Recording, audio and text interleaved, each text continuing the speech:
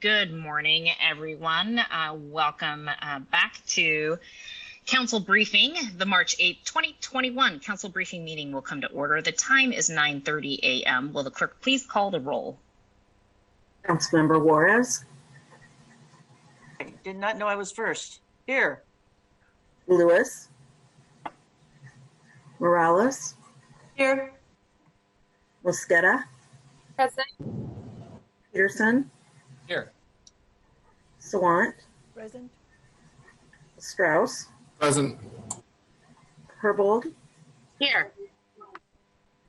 Council President Gonzalez. Here. And Madam Clerk, can you call on Councilmember Lewis one more time? Councilmember Lewis. Present. 9 present. Thank you so much. Welcome everyone again to this morning's council briefing. We are going to move right over to the approval of the minutes. If there is no objection, the minutes of March 1st, 2021 will be adopted. Hearing no objection, the minutes are now adopted. President's report. I wanted to start off at the top of the agenda today to just say thank you to Councilmember Strauss for covering for me last Monday. I am sure that you all were in very good hands with Council President Pro Tem Strauss, and my sincere thanks for stepping in during my pre-planned vacation. It's also been a busy weekend for other legislative bodies, and I wanted to take a moment to acknowledge the work of our legislators, especially our Seattle delegation in both the state legislature and in Congress. There was some transformative legislative efforts that cleared major hurdles over the weekend in both Olympia and Washington, D.C. First, after roughly a decade of advocacy and policy work to pass a capital gains tax in Washington state, the state Senate advanced this landmark legislation out of their chamber on Saturday. I'm excited and hopeful about the potential for this critical revenue to support essential programs and services, especially services like early learning and childcare, while also being a meaningful step to correct our state's regressive tax structure. And I know we have our folks from OIR here with us this morning, and I'm excited to hear more details from them about this really important legislative win. Also on Saturday, the United States Senate passed a major $1.9 trillion, that's with a T, federal stimulus package. This sorely needed economic relief will support the survival and recovery of working families and small businesses across the county and here in Washington. The stimulus package is not perfect, but it does provide cities like Seattle meaningful resources as we focus on our economic recovery and revitalizing our cities. So we've already begun planning on the city council side for how to prioritize the funds that will come directly to the city of Seattle. And I want to acknowledge in advance the work of Budget Chair Teresa Mosqueda that is going to, in her budget capacity, lead our work in those efforts. And I also want to thank OIR, who's going to give a quick little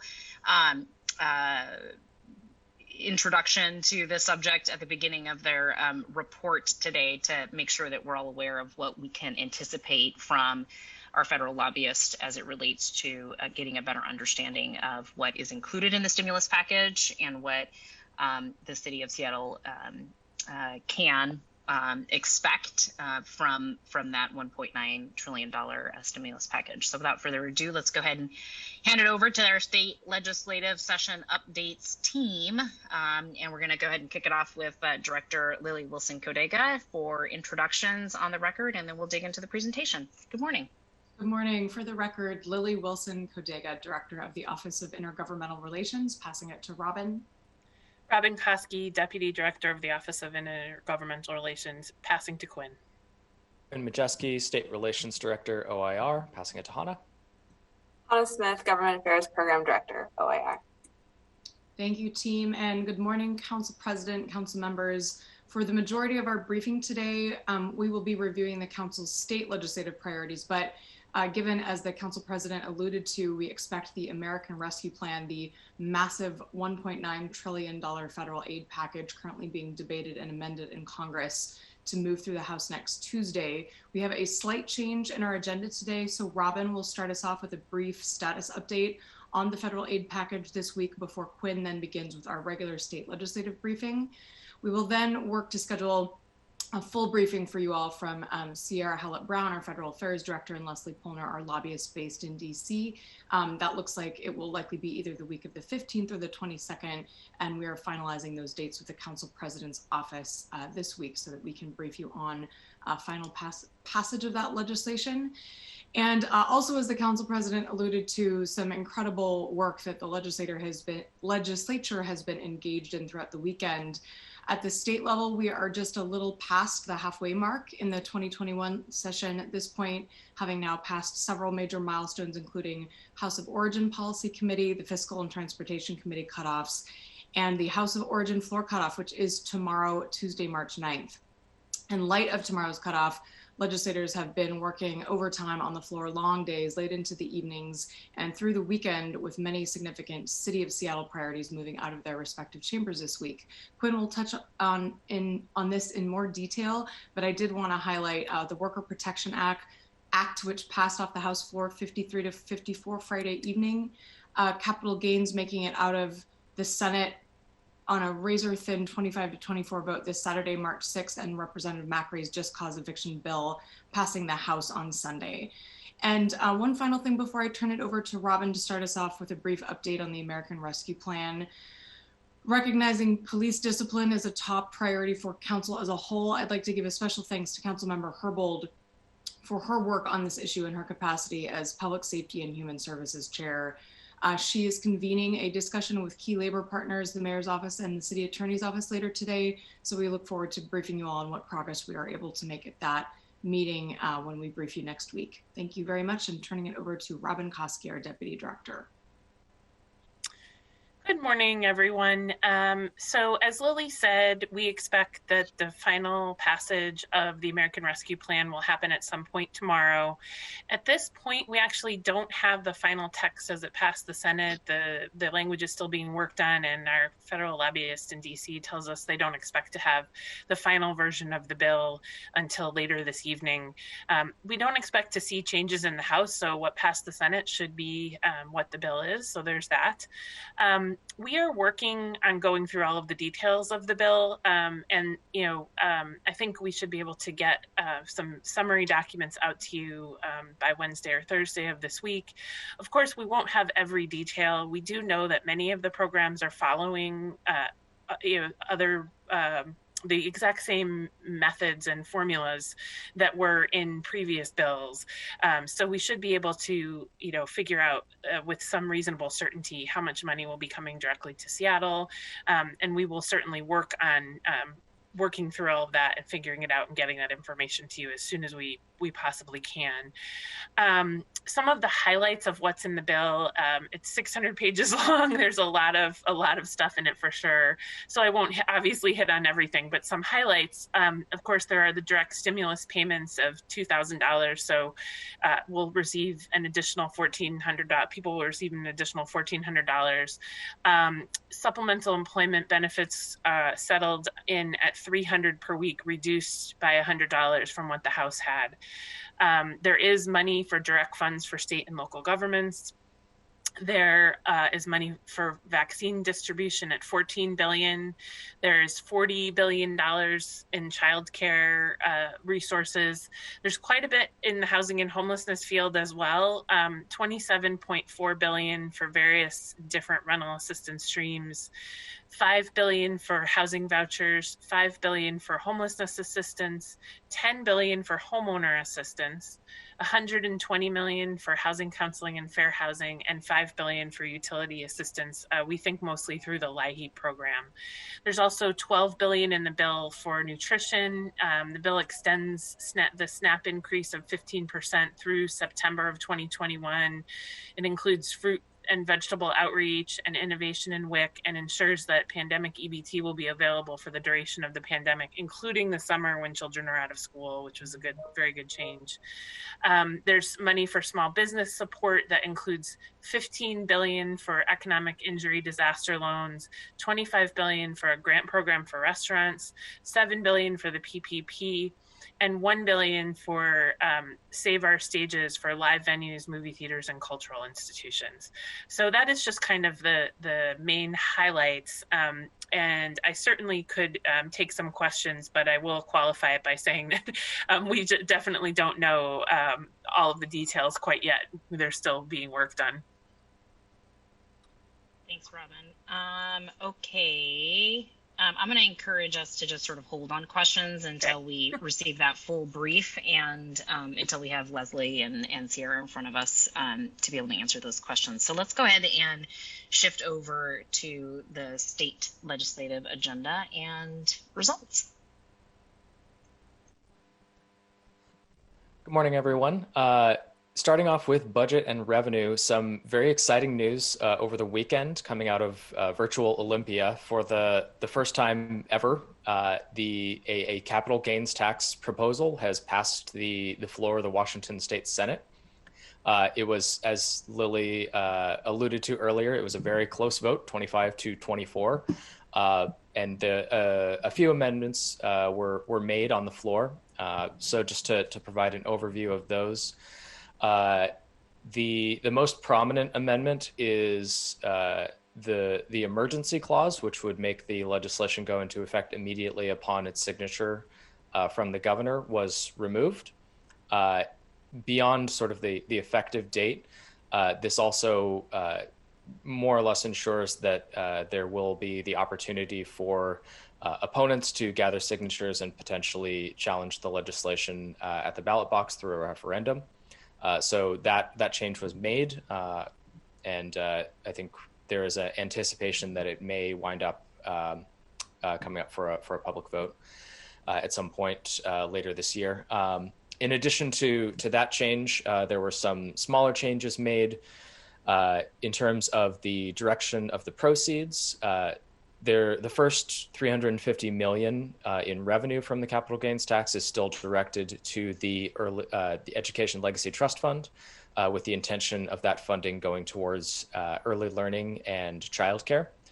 After that, the bill was amended to direct the next $100 million after that first $350 million to the general fund, and then the remainder of the balance of any revenues from the capital gains tax would still go to a new taxpayer relief account, with the intention of providing some relief on more regressive revenue sources or funding programs that provide relief for lower income households, such as the Working Families Tax Credit.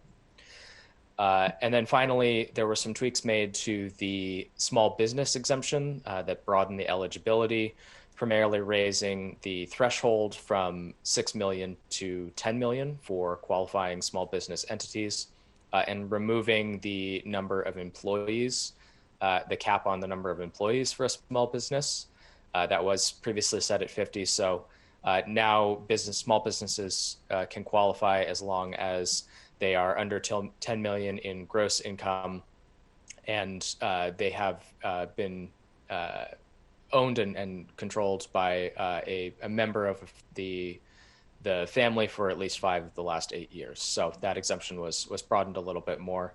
Otherwise, the bill remains similar to what was passed out of committee: 7% tax over $250,000 per year in capital gains, with exemptions for retirement, real estate, and a handful of agricultural properties. So this, again, extremely exciting and positive news coming out of the state Senate. And I think all of our members of our Seattle delegation deserve a lot of credit and plaudits for their work to help get us to this point, along with Senator Robinson from Everett, who really shepherded this proposal and helped make this reality. So very exciting. It's headed over to the House now, where it will head to Representative Frame's committee. And we expect them to take action quickly to move this bill forward. With that, I will pause for any questions. Colleagues, any questions or comments for Quinn? Okay, I'm scanning here just to make sure nobody's raised their hand. I don't see any hands up, so let's keep going. All right, on to education with Hannah. some important bills we're following continue to move forward in education, several of which having votes in the last week. The Fair Starts for Kids Act, that's the omnibus child care bill. The Senate version passed the House, or Senate version passed the Senate 2821 last week. Senate Bill 5321, expanding the college bound program, also passed 3118. And Senator Wynn has a bill that approves bachelor degrees programs in computer science at community and technical colleges. That bill passed unanimously and is scheduled for a hearing in the House. So some great education bills continuing to move forward there. I'll pause for questions.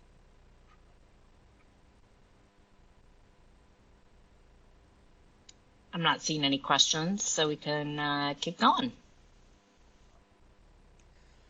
Moving on to environment, the House and Senate have taken action on several key environmental priorities and bills in the past week. A few updates for you. House Bill 1099, which would incorporate climate action and greenhouse gas emission reductions into the Growth Management Act and comprehensive planning policies. That was approved on a largely party line vote and is going to be up for a hearing in the Senate on Wednesday. Moving on, House Bill 5022, Senate Bill 5022, which would create some new statewide requirements for content management and producer responsibility for packaging and plastics, as well as ban polystyrene, more commonly known as styrofoam, throughout the state. That bill passed by a 31-17 margin in the Senate and is now headed to the House Environment Committee, where it will have a hearing on Thursday. And then finally, the HEAL Act, which passed shortly after last week's briefing on last Monday, passed on a party line vote out of the Senate and is also headed to the House Environment Committee. I will pause there for any questions on environment. I am not seeing any hands raised, so we can keep going. All right, two bills to highlight that have passed out of their respective chambers in general government. The first is House Bill 1189. This is the tax increment financing legislation, which would provide local governments, in particular cities, with a new newer expanded public works financing option in tax increments financing.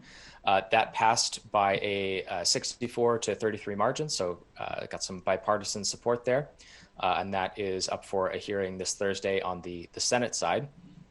And then House Bill 1443, the equity in cannabis industry legislation, that passed by a 60-37 margin and is also going to be up for a hearing in the Labor, Commerce, and Tribal Affairs Committee on Thursday. I'll pause there for any questions on general government.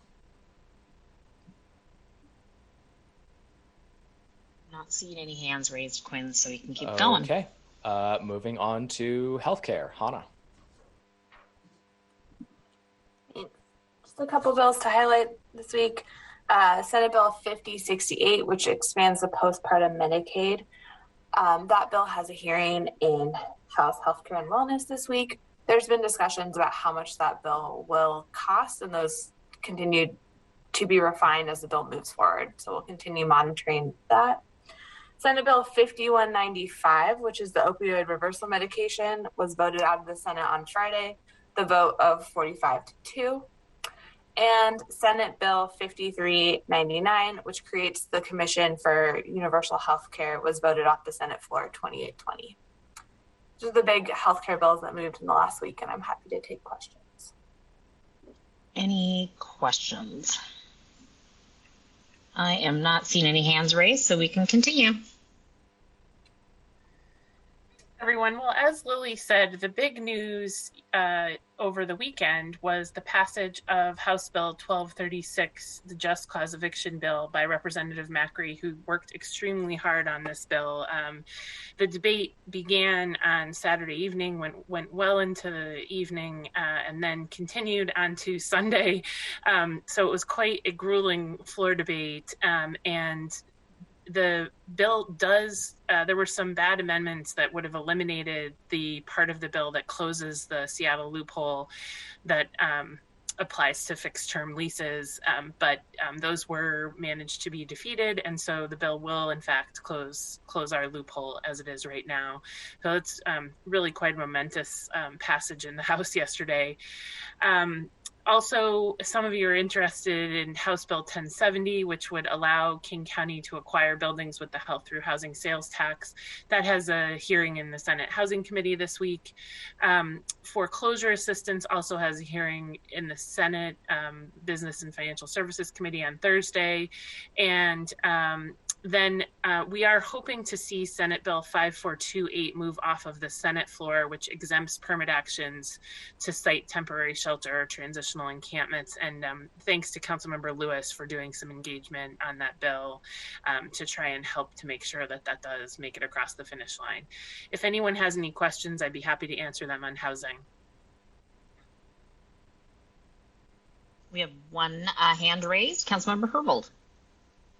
Thank you. I just want to underscore how exciting it is that the law that we have had to protect tenants here in Seattle, the Just Cause Eviction Ordinance, a law that's been in place here in Seattle since the late 80s, is now a tenant right afforded to tenants throughout the state of Washington. It is very, very important.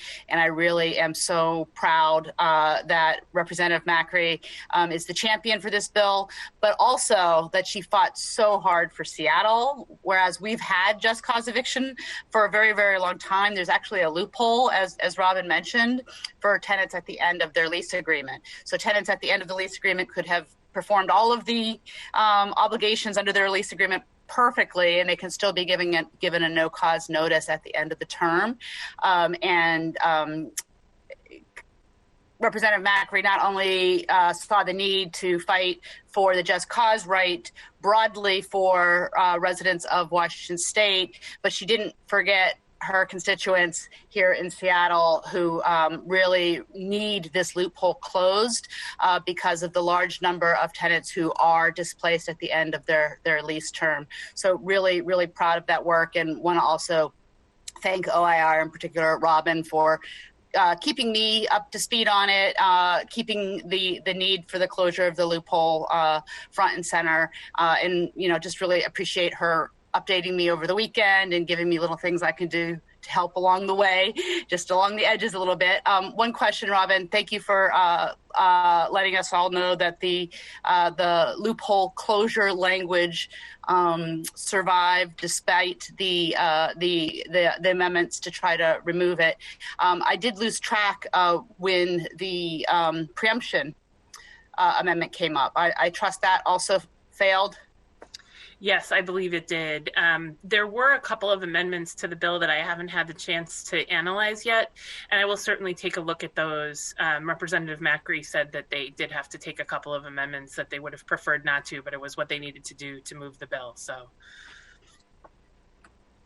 and yep. Councilmember Herbold, I should also say thank you to you. I apologize for not saying so, but it was wonderful to have you help out with doing some outreach to legislators over the weekend. So thank you for that. Way to do it. Easy, as I said. Are there any more questions on housing? Actually, Council President, I believe I have a quick question. Yeah, go ahead, Councilmember Juarez, please. Thank you. I'm sorry if you talked about this, we're going to get to it. I was concerned about, I just read about the House Bill 1220 in response to kind of what the city of Renton was up to and some other cities banning cities from prohibiting homeless shelters and housing. Yes, that has proved to be quite a controversial bill. We have been very, basically supporting it in Seattle. And I'm certainly keeping my eye on it. It did move out of the House, so it's moving along, but I do understand that negotiations are ongoing on that bill. So I'll make sure to keep the council updated on what's happening there, Councilmember Juarez. Thank you for that. Any other questions in the area of housing? I'm not seeing any other hands raised. So let's continue. Well, moving on to police reform, again, there are some really historic pieces of legislation moving forward that I'm just astounded by, given the virtual nature of the session. But this continues to be an area of focus for the legislature. I'm going to skip around a little bit, Hannah, so I'm sorry. House Bill 1054, the bill that bans chokeholds, no-knock warrants, limits the use of tear gas, firing on a moving vehicle, and use of military equipment, has a hearing on Law and Justice on Thursday, March 11th. Then the law enforcement audits bill that would allow the Washington State Auditor to audit deadly force incidents to see if procedures were followed properly, and also allows the Criminal Justice Training Commission to audit law enforcement agencies, is scheduled for executive session on Thursday. Another big bill over the weekend on Saturday evening, House Bill 1310 regarding use of force passed by a vote of 55 to 42.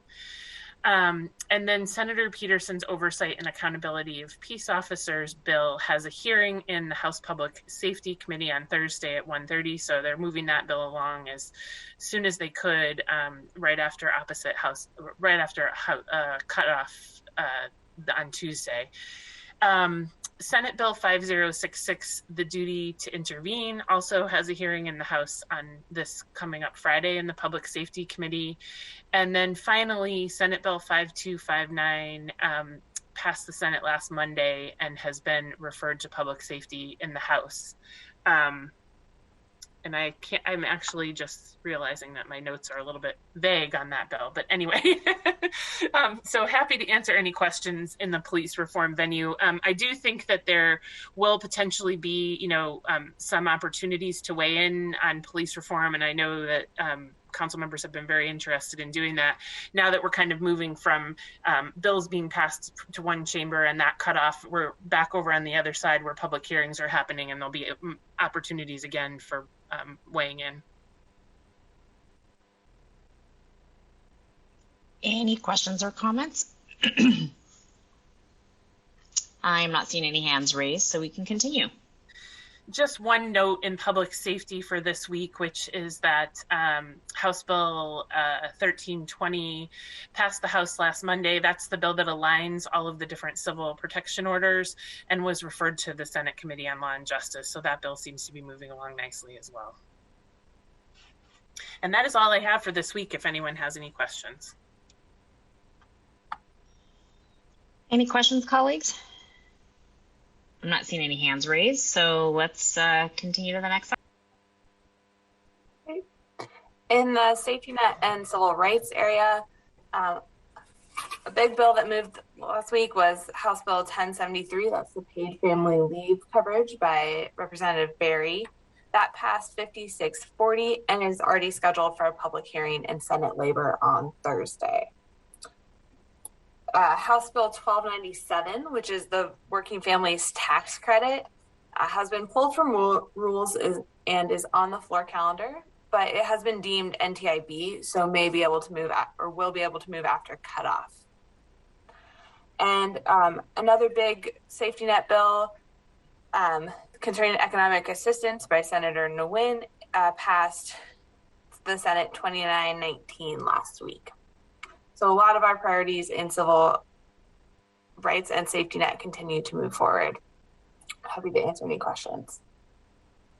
Hannah, if you can just scroll back to the top, I'd like to just Here we go. Yeah, House Bill 1072. If you could just spend a few moments highlighting that particular legislative effort that the city is supporting in terms of civil legal aid funds and how they can be used, that'd be helpful.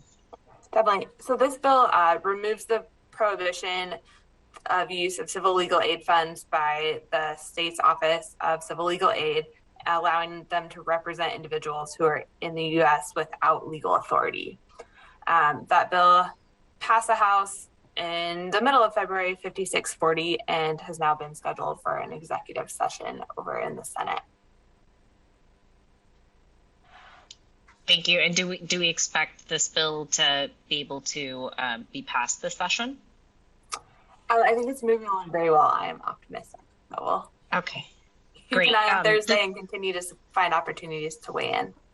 Awesome. I was just gonna signal my ongoing interest in being supportive of this one. I just think it's really, really important to both our legal aid service provider community, but obviously to those individuals who really need this important legal representation on the civil side, not just on the criminal defense side. So I appreciate the opportunity to keep tracking it and continue to signal support. Thank you.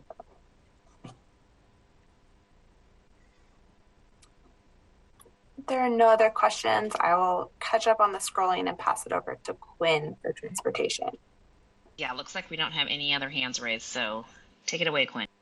All right, rounding it out in the transportation space, House Bill 1301, which would authorize Sound Transit to provide alternative fare enforcement, including the issue of warnings without monetary citations.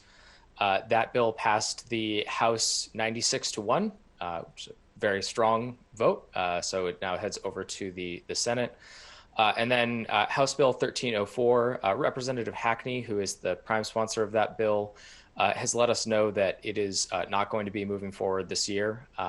It's some work to be done, further work to be done with other legislators and stakeholders, but he looks forward to working with us to refine and continue working on that proposal in the interim for next session. Happy to answer any questions. Any questions, colleagues? I am not seeing any hands raised, so no questions. That concludes our presentation.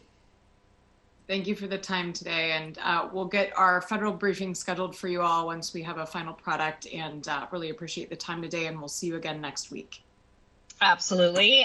Look forward to finding a final date for that. Happy to continue coordination on that. Colleagues, any other questions or comments before we say goodbye to our folks in OIR? Madam President, it's Councilmember Mosqueda. Yes, please. Thank you very much, Madam President. Good morning, everyone. I just wanted to say a quick thank you very much for all of the work that you all have done on behalf of workers across the state to support the bill by Representative Hansen to make sure that workers had protection when they blew the whistle. You already mentioned it at the top of the presentation, but I'm really excited about all of the work that you have done to make sure that the Worker Protection Act was passed this year.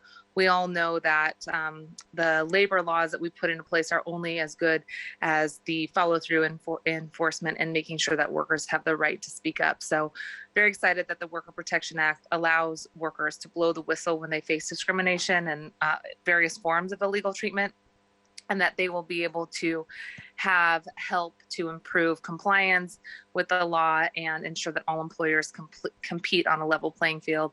I just wanted to thank you for your work on that and thank the Washington State Labor Council as well as Representative Hansen for all of the work that they did on House Bill 1076, and also very glad that the AWC at least corrected to a few of the legislative members that they were no longer in opposition, that they were neutral. And I want to thank the United Labor Lobby for all of their work to get information out to electeds about the incredible need for this legislation, and very happy to see that pass.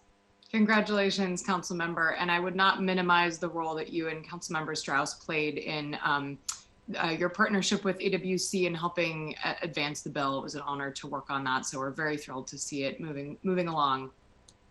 Happy we corrected that position. Yes, thank you so much. And thanks for all of the work OIR did. we're happy to do it. Thank you so much. Thank you for making a note of that as well, Councilmember Mosqueda. Super important. There's been a lot of really exciting things that we are seeing come out of our state legislature. It's oftentimes hard for any one person to keep track of all of those things, and really appreciate the work that you folks continue to do. I know we're only 50% of the way through, which is a little remarkable.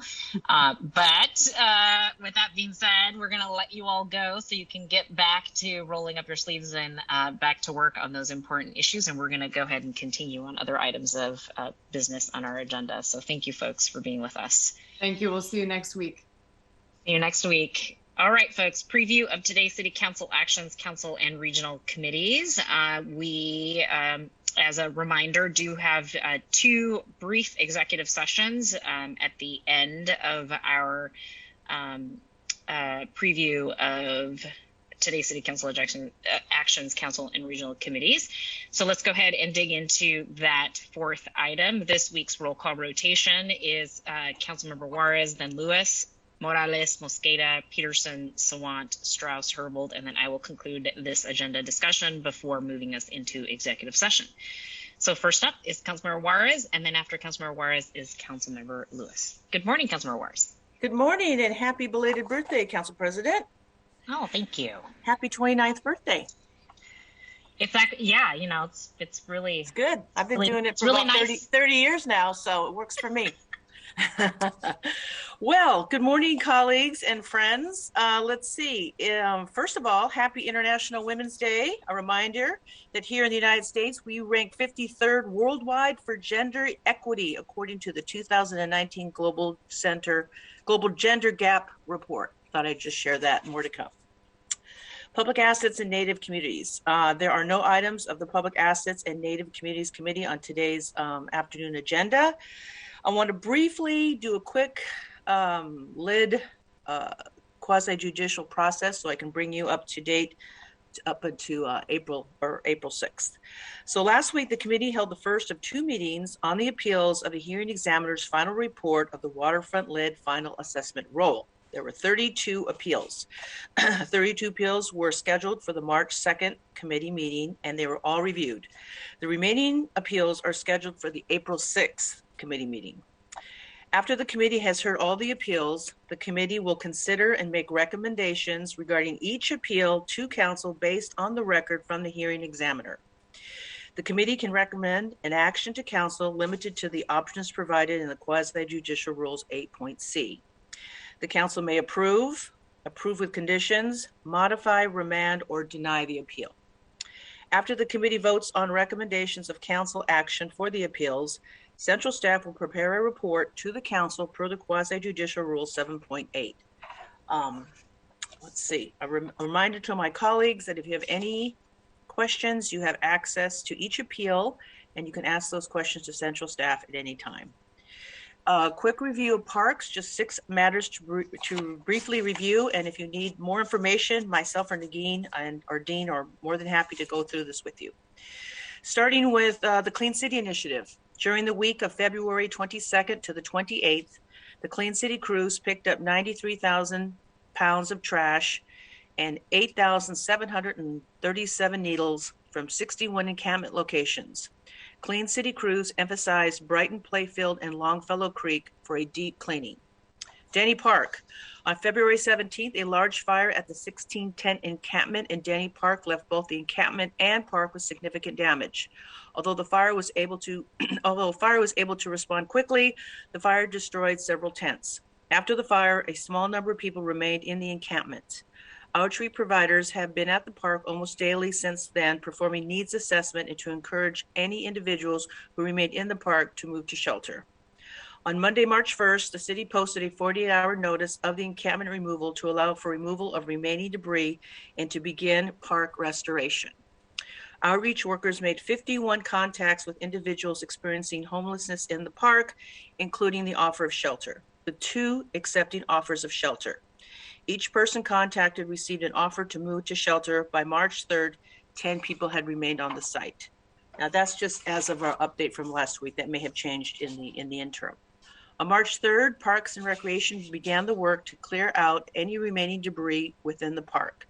Sections of Denny Park will be fenced off or closed to the public for several months while damage to the park from the fire and the encampment are addressed. The shower program. We served 384 people from February 24th to March 2nd. Uplift Northwest served 93 individuals at the Green Lake Community Center location. I really want to thank our community centers for opening up the showers, and just, I don't know if you've been noticing, but every month the output has just been increasing of people coming in, people getting out. And so that was a struggle to get there when we first started this with community centers and libraries. But I really want to thank parks and libraries for opening and using the public assets for other needs besides their intended use. Park usage report. These are regarding 5 big parks. The highest average number of park users were observed and reported at Green Lake, Volunteer Park, Seward, Golden Gardens, and Elk Beach. Second, the Spruce Street Mini Park Play Area. Parks hosted an online meeting on Saturday, February 27th, for the community to learn about the project and meet the design team. The goal of this project is to renovate the existing play area space. As part of the play area renovation project, the Parks Department is partnering with the Office of Arts and Culture to collaborate with the community on public art. Parks is also collecting feedback through an online survey for folks who couldn't attend the meeting on Saturday. And finally, the 6th item under Parks, synthetic turf replacements. The turf replacement projects at Mickey Merriam Playfields 6, 7, and 9 at Magasin Park are complete and open. Did you hear that, Councilmember Peterson? Good. So now you can have people quit sending me emails. Man, no one's got a sense of humor this morning. Okay. I'm laughing. I'm laughing. I'm the only one. Council President is on the edge of her seat about these synthetic turf replacements. Thank you. Okay, D5, Lake City Community Center. The warming center is currently open 3 days per week and serving between 50 to 60 people each week. And we've been down there. It's doing great. I want to thank the Parks Department for getting creative and leasing the space for no cost, the Human Service Department for finding the funding for staffing, and our amazing Lake City community for speaking up in support of this project.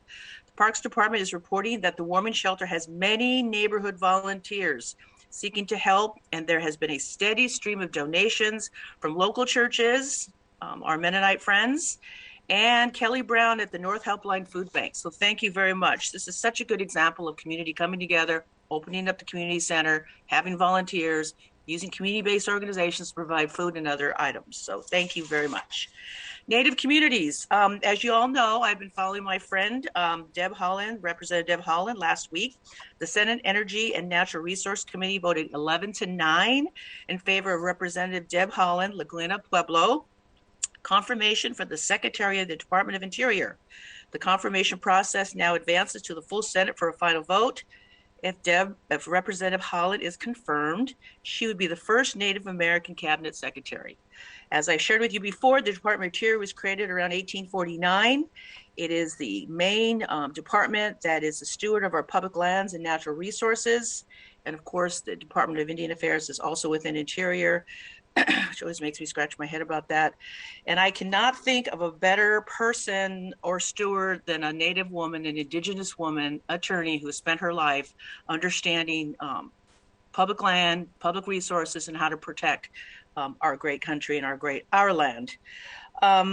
Mayor Durkin and I signed a letter of support to the leaders of the Senate Energy Committee. Thank you, Mayor Durkin and the executive, stating our full support for this very historic moment. Big thank you to Senator Maria Cantwell for her unwavering support and powerful words on the Senate floor, and to the committee in support of Representative Deb Holland. And as you know, for me, this is such a historic moment for all of us. So I will keep you all tuned in. On the Indigenous Advisory Council, last budget session, this great council, thank you very much, voted and funded the very first Indigenous Advisory Council, My office is working with the Department of Neighborhoods to design the staffing position funded by council last year that would support a new Indigenous Advisory Council, the city's first advisory council for government-to-government consultation with tribes and urban Native communities. This may not sound like a big deal, but it really is a big deal. No other cities, I think Portland has something similar. But why this is so key is in this state, we have 29 tribes. In King County, we have 6 tribes.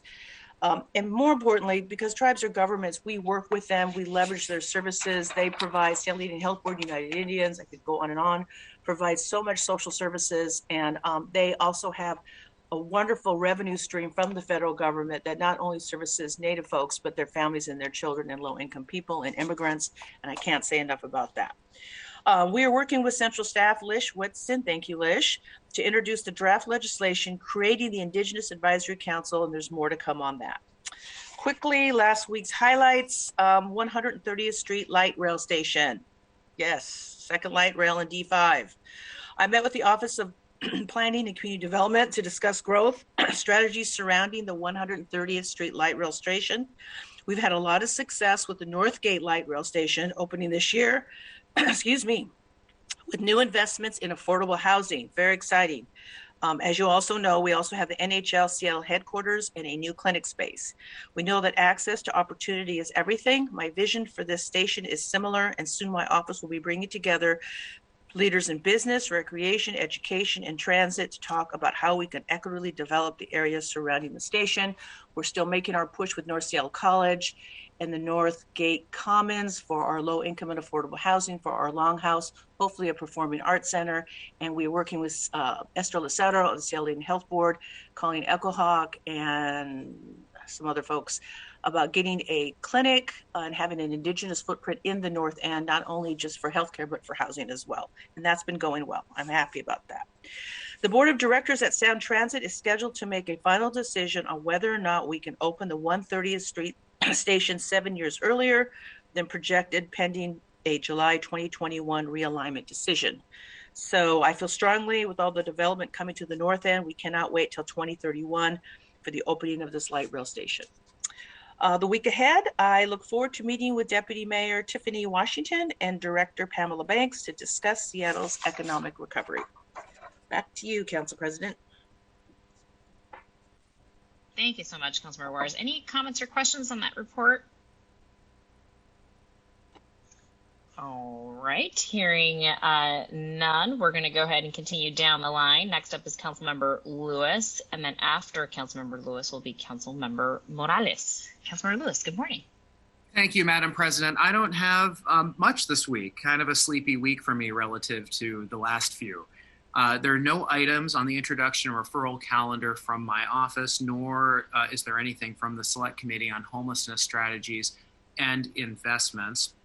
I did just want to briefly highlight a press release that my office received from the City and County of San Francisco dated March 2nd, that jurisdiction has added 500 additional hotel rooms in consideration of the Biden administration's 100% FEMA reimbursement policy. Those 500 hotel rooms to be operational within 2 months, and to bring the City and County of San Francisco's total to 2,200 hotel rooms currently being used for homeless individuals to provide shelter during the pandemic. I raise this just to highlight that we are seeing examples in other jurisdictions and continue to of a reliance on the new information from the Biden administration regarding FEMA reimbursement that this council and the city continues to explore as something we should be doing. I personally believe we should be expanding the scope of the FEMA reimbursements we are already seeking, not to suggest we aren't seeking it. We know that for tiny house villages and for a lot of other things, the city has been aggressively seeking FEMA reimbursement, but it is possible we could expand the scope of what we are seeking. I want to just lift up some of the comments Director Noble made last week in Councilmember Mosqueda's committee regarding pursuing an increase in FEMA reimbursable programming, particularly towards providing more shelter for people experiencing homelessness. That essentially the crux of Director Noble's testimony was that it is certainly possible if we follow the guidelines expressed and itemized in Director Noble's February 23rd email to this council, which has been extensively discussed in public, just to highlight a couple of those very real barriers that we need to be cognizant of, but that I believe this council can design policy in response to. The need to give time for pre-approval of certain programmed activities by FEMA to make sure that they're reimbursable.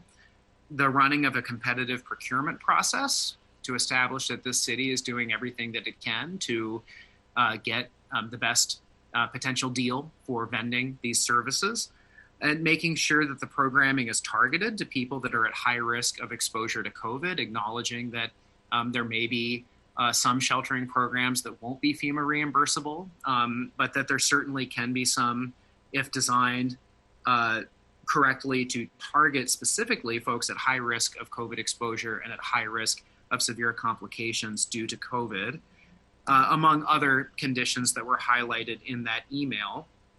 Given that it was confirmed by Director Noble that a policy so designed could be pursued, at least technically, by the administration to benefit from the Biden administration's 100% FEMA reimbursement, above and beyond what we are already pursuing and applying for. I'll be working this week with colleagues and stakeholders to bring such proposals forward for the consideration of the council and then ultimately for the consideration of the executive. So look forward to that, and I will hopefully have more to say on that next week when I go first, apparently, in the rotating order. So look forward to that.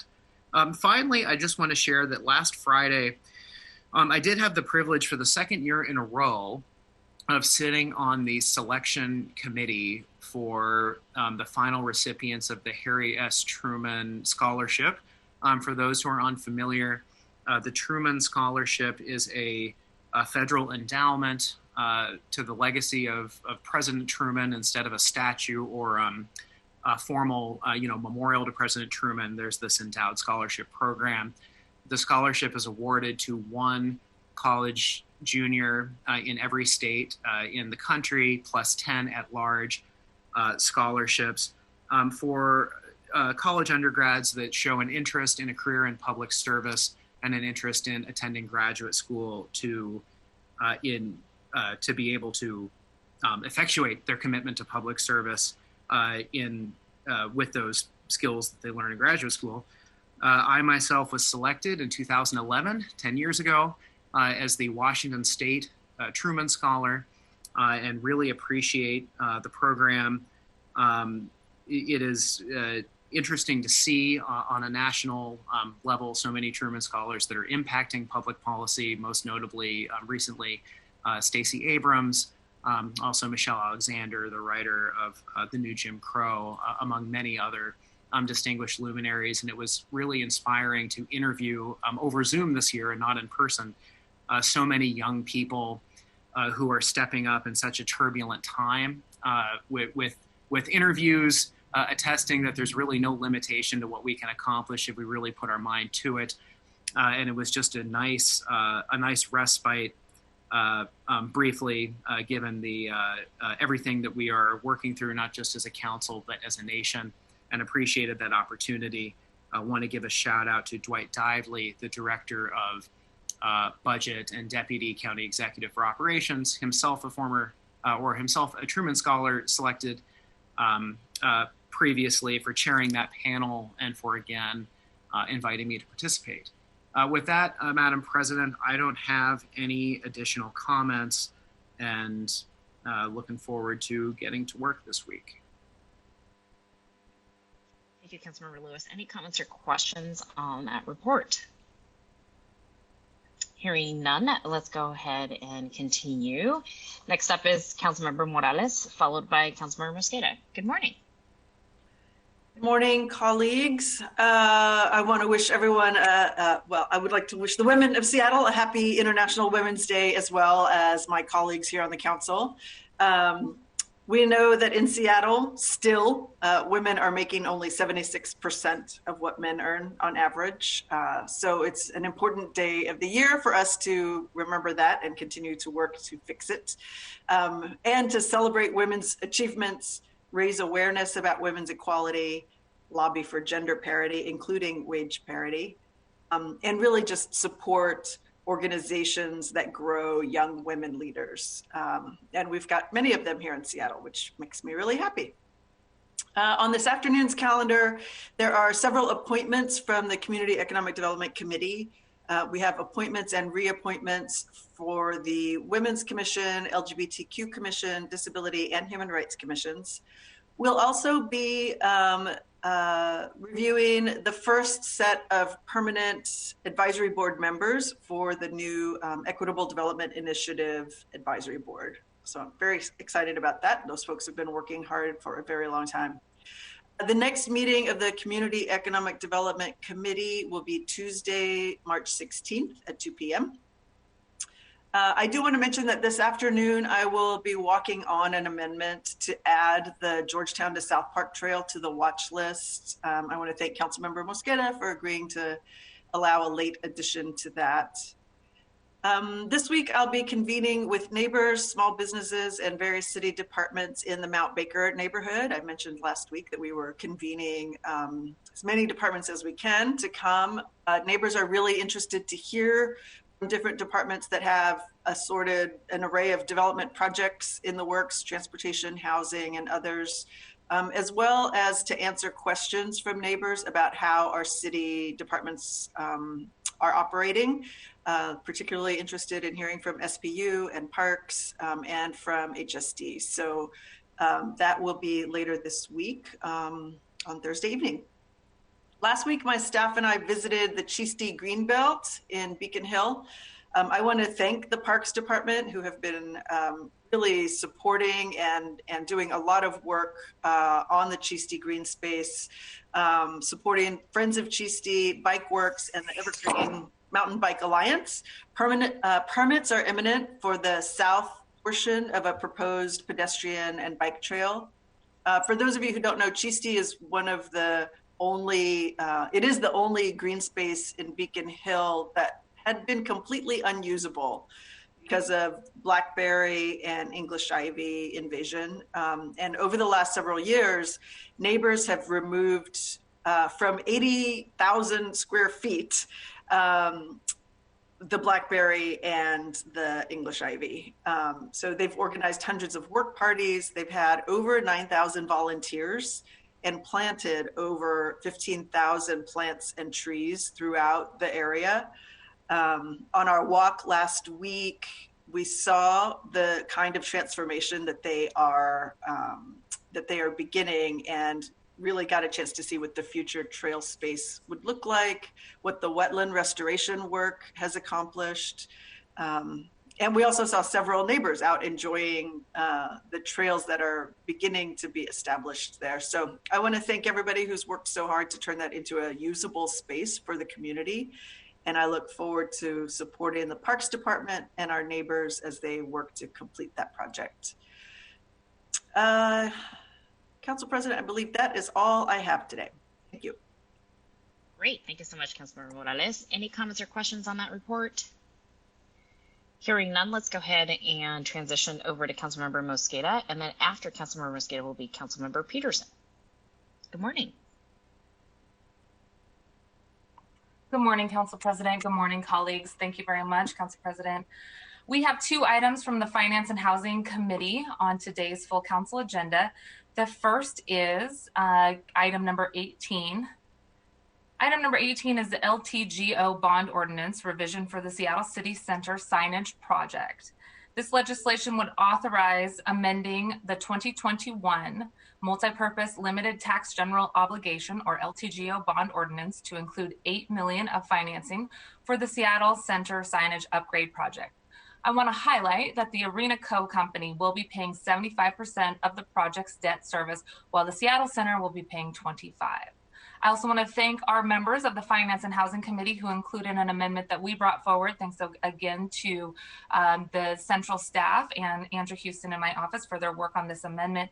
This amendment helps to make sure that we caught a slight important change to make sure that the original West Seattle bond bill did not actually have interest. So we're actually able to save about $5 million. And I see Councilmember Peterson nodding along. Feel free to add anything into that.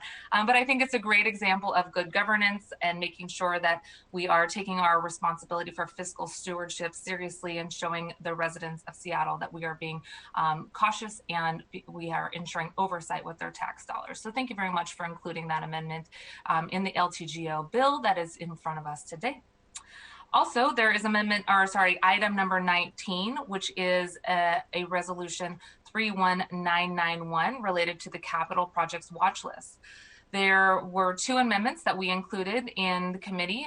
Thank you very much, colleagues, for bringing that forward, and it unanimously passed out of committee.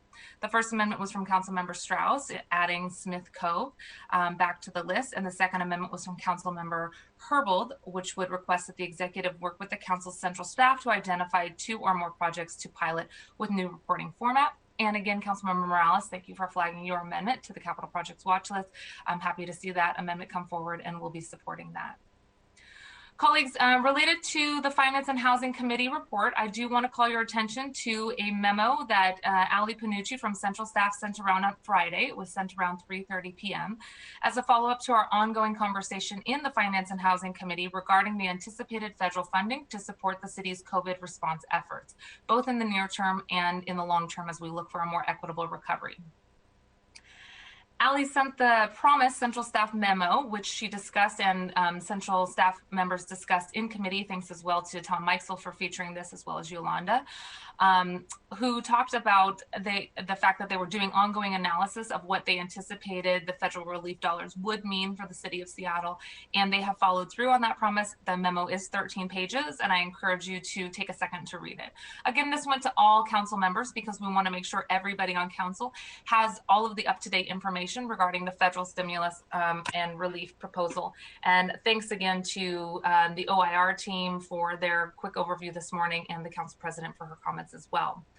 It's important to note that in this memo, there is important information about how the council can consider and should consider potential future decisions in anticipation of the additional federal dollars coming our way. And it outlines important steps for our consideration as we consider how to make sure that the council's priorities are reflected in the deployment and allocation of those federal dollars. I want to note that there is 2 items that are underway right now related to the federal stimulus package, the $1.9 trillion package. First is a resolution. We discussed this resolution in committee last week, and this resolution helps to identify council priorities and general concepts, categories that we would like to see the city fund as we expect to receive the federal dollars and make sure that we are ready to implement the American Rescue Plan Act, or ARPA. We discussed in the March 2nd meeting that there are general categories like small business support, childcare, immigrant and refugee assistance, food assistance. There was about 8 categories that you will see in the resolution that was circulated.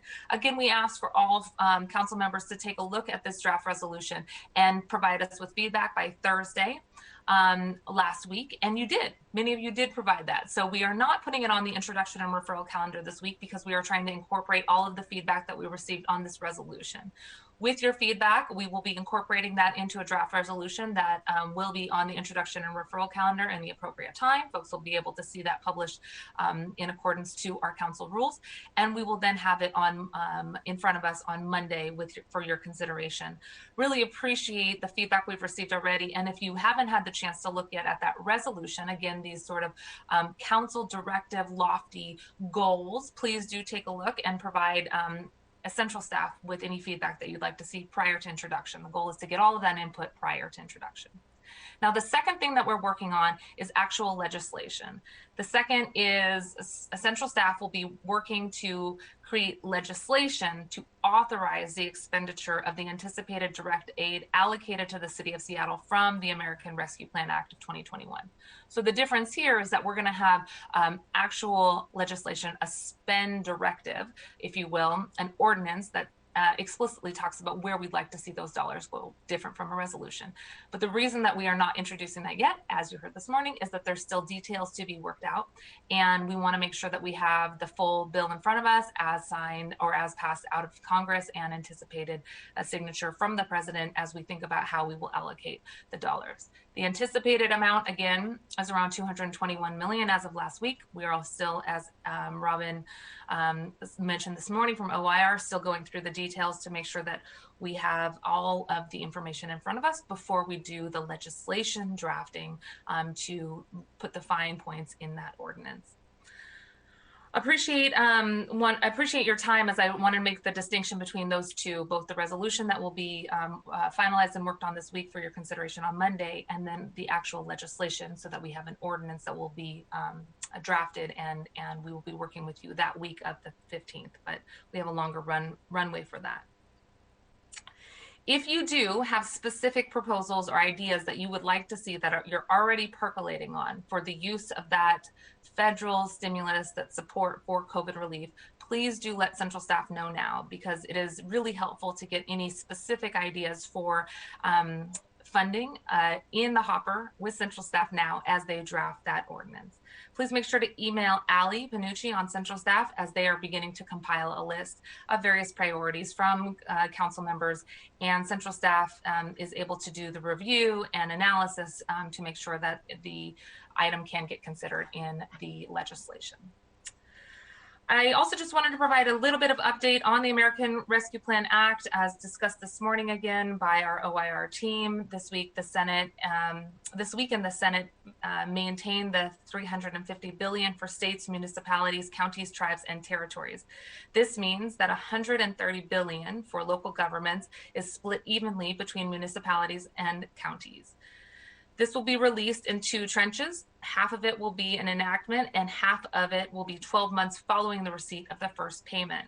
$65 billion will be allocated to cities, towns, and villages through the modified CDBG formula. $45.5 billion will be for entitlement for communities with populations over 50,000, and $19.5 billion for non-entitlement communities with less than 5,000 population. The House is expected to vote on this as early as tomorrow, and the president is going to be signing it into law before the unemployment benefits expire on March 14th. While we are still awaiting final allocation numbers, I want to thank members of our OIR team, all of you, for your detailed reports that you've been sending our way as well. I want to thank as well the National League of Cities who provided this update that I'm reading from, and also note that the Human Development Committee, which I am a member of, and it's staffed by Stephanie Martinez-Ruckman, has been providing regular real-time updates while also hosting the National League of Cities National Conference this week, and really appreciate their ongoing oversight over the various actions in the House Committee and providing cities like ours the details. While these are not final details, they are going to be sending us regular updates, and I know you all have avenues to get that information, but happy to circulate that around as well. Our next Finance and Housing Committee will be on Tuesday, March 16th at 9:30 a.m.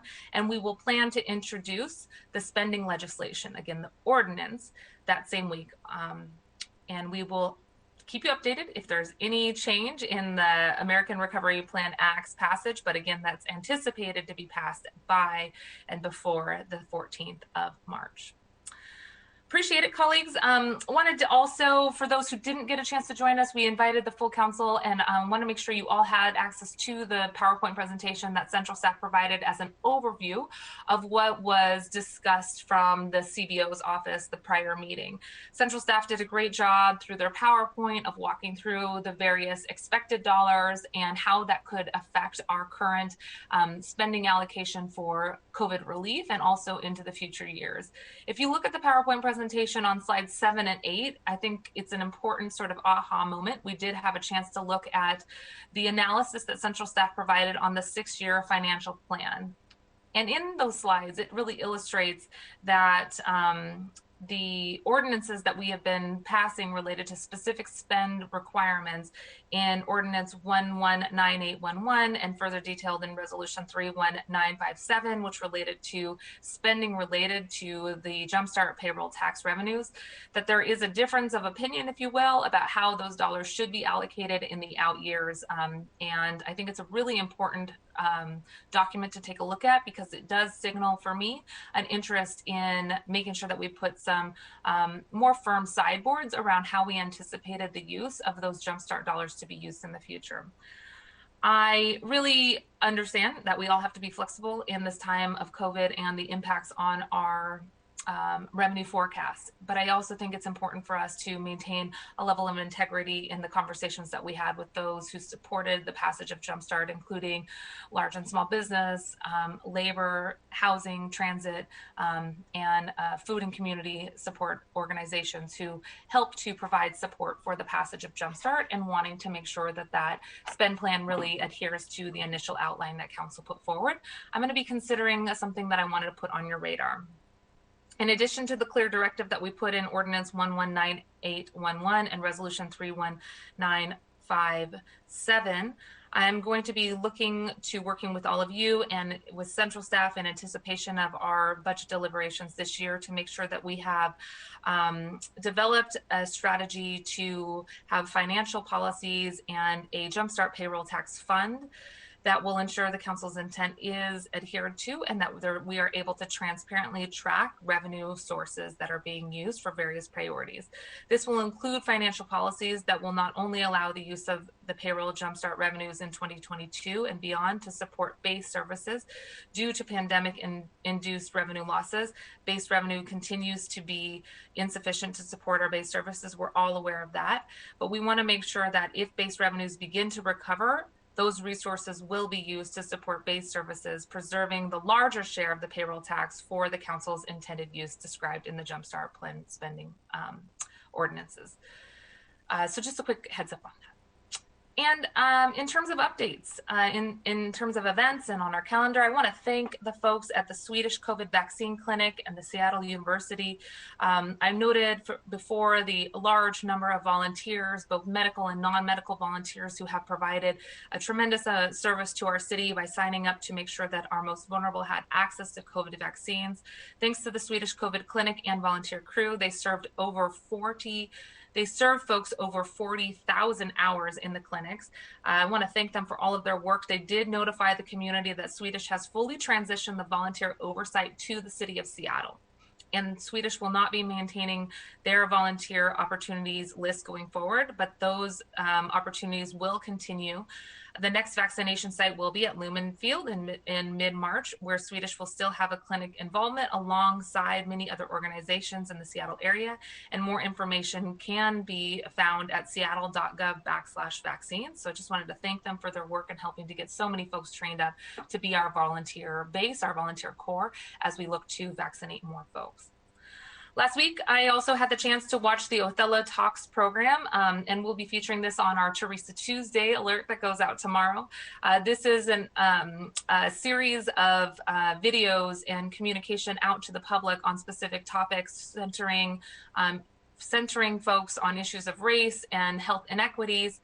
There was an opportunity to hear from residents, professionals, and community organizations, especially who live in the South End, to talk about the issue at hand. And last week's issue was healthcare and racism. It featured Dr. Ben Danielson and my old friend, Sybil Hippolyte, who's with the Washington State Labor Council and a healthcare expert. And it was really incredible. So I hope that you do get a chance to watch the recorded version that we will put in our Teresa Tuesday alert tomorrow.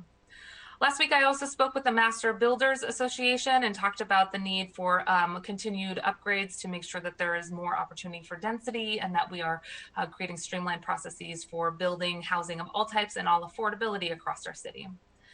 And I want to feature that this week I will be attending the National League of Cities Congressional Conference here and there where we can. And thanks again to the NLC for their ongoing work to help connect cities across this country. Tomorrow, I'm going to be helping box groceries with the folks at the Beacon Hill Methodist Church. This is an opportunity that Uncle Frank Aragon has reached out to me to participate in, to hand out meals to seniors. If you don't know Frank, he is a co-founder and frequently wrote in the Asian Family Affairs newspaper during its 14-year run. He served as the executive director of Washington Asian Pacific Islander Families Against Substance Abuse, and now that he's retired, he continues to fight for social justice. And he was awarded recently in the last few years by the King County Council for all of his work on education, racial justice, and labor activism. So I'll be joining him tomorrow to box lunches to serve our seniors. And finally, speaking of Uncle Frank, I wanted to thank Mr. Aragon. I want to thank Michael Winkler-Chin and the folks at SCIPTA, and also Michael Itti from the Chinese Information and Services Center, who worked with my team, Faride Cuevas, and Central Staff's Asha Venkanatram, and to draft the statement that I sent around condemning anti-Asian hate crimes on the rise. I want to thank V. Nguyen in the Council President's office and the Council President for connecting me with the conversations that V has been having about the ongoing anti-Asian hate crimes that we're seeing, not just in Seattle, but across this country. Together, we worked to draft a statement and sent that to you over the weekend to get feedback from all of these wonderful community leaders. I appreciate your consideration of signing on to this statement. We will, with your approval, for those who are able to sign on, we will include your signature and we will put it on council letterhead and share it with various community members. While this is not a resolution or a proclamation at the request of many in the API community, this is a statement and a full-throated condemnation of the violence that has escalated against our Asian American community in Seattle, and needs to be part of our ongoing efforts to further invest in upstream investments to reduce violence and racism. With ongoing escalating violence against Seattle residents of Asian descent, this statement is a message of solidarity and condemnation of these hateful racist acts. Auntie Sharon Maeda also noted over the weekend in a conversation with me that this is unfortunately not new, and she explained the following. Historically, Seattle participated and even led violent discrimination against Asian communities. National anti-Chinese sentiment was very mainstream, and Seattle played a pivotal role in escalating the hate 136 years ago. Seattle leadership at the time, including elected officials and labor leaders, marched hundreds of Chinese immigrants down to the waterfront and shipped them off to San Francisco. Fast forward in 2010, educator and sister and former councilman in 2010, educator and sister of former city councilman Wing Luke, Betty Luke, led a march from Chinatown International District to the dock at the foot of Washington Street in commemoration of what happened. And this time, elected officials and labor leaders joined in support and solidarity with the API community. When President Roosevelt removed 120,000 people of Japanese ancestry to American concentration camps, it was the people of Bainbridge Island and the Quakers who stood up for the Japanese American community, not Seattle, notes Maeda. Filipino cannery workers who were dispatched from Seattle to work in the Alaska fish canneries had to form their own union, ILWU Local 34, because of racism in the larger Seattle union. That discrimination continued for decades, and congressional action required the Civil Rights Act of 1991 was needed to nullify a Supreme Court decision discounting that discrimination. Maeda notes, Seattle had also been part of racial healing. After the fall of Saigon, Seattle and Washington State were national leaders in welcoming refugees from Cambodia and Laos, as well as Vietnam. After I-5 was built, the eastern portion of the CID was cut off from the rest and deteriorated until refugees built Little Saigon as the center of their business district. Donnie Chin founded the International District's Emergency Center decades ago to protect the community, especially the safety of elders, from the kind of hate crimes that increased over 150% in 2020. The Seattle fallout of the murder of George Floyd and the subsequent demonstrations and occupations across the country hit the CID hard. Due to racism and hate, restaurants in the CID suffered greatly during the COVID shutdown. While known for takeouts pre-COVID, people just stayed away from the CID entirely, says Maeda. As family-owned restaurants and other small businesses scrambled to protect their businesses, local support was overwhelming in Seattle. The Seattle Public Utilities trucks appeared with loads of plywood to help cover windows, and over 100 artists and volunteers from these diverse communities rushed forward to create murals that would bring joy to the pain caused by COVID. Prominent artists and total novices donned masks and stayed socially distant as they painted quotes and tributes to Black civil rights leaders and icons within the API community as well. Nearly 9 months later, most of these murals remain on the businesses as the businesses are looking forward to opening and still struggling to survive. So we can't redo history, she says, but Seattle can and must play a key role in stopping the hate crimes against API community and lead the racial healing for our whole community. And with that, thank you very much, Sharon Maeda. Thank you very much to the folks who worked on this statement of support and provided your input. Thanks for your consideration today for signing on to this draft statement. I hope this statement is a show that City Council today will show our solidarity with the API community in Seattle. Thank you very much, Council President. Thank you so much, Councilmember Mosqueda. I do understand that you're offering an opportunity for council members to sign on, and we do have to do that in an open session. So would you like that to occur now? Yes, please, Council President. Okay, so colleagues, signatures will need to be affixed to the Solidarity with the Asian American Community letter as described by Councilmember Mosqueda. I will ask the clerk to call the roll to confirm which council member signatures may be affixed to the letter. But before I call for the roll formally, are there any questions about the letter as described? Hearing no questions, will the clerk please call the roll to determine which council members would like their signature affixed to the Solidarity with the Asian American Community letter? Councilmember Juarez. Councilmember Lewis. Yes. Councilmember Morales. Yes. Mosqueda. Yes. Peterson. Yes. Sawant. Yes. Strauss. Yes. Herbold.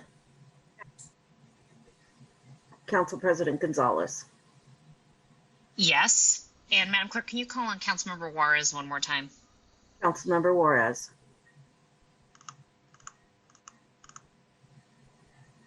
All right, we're not hearing from Councilmember Juarez. I'm not sure if there's technical issues or not, but go ahead, Linda. There's 8 in favor. Thank you.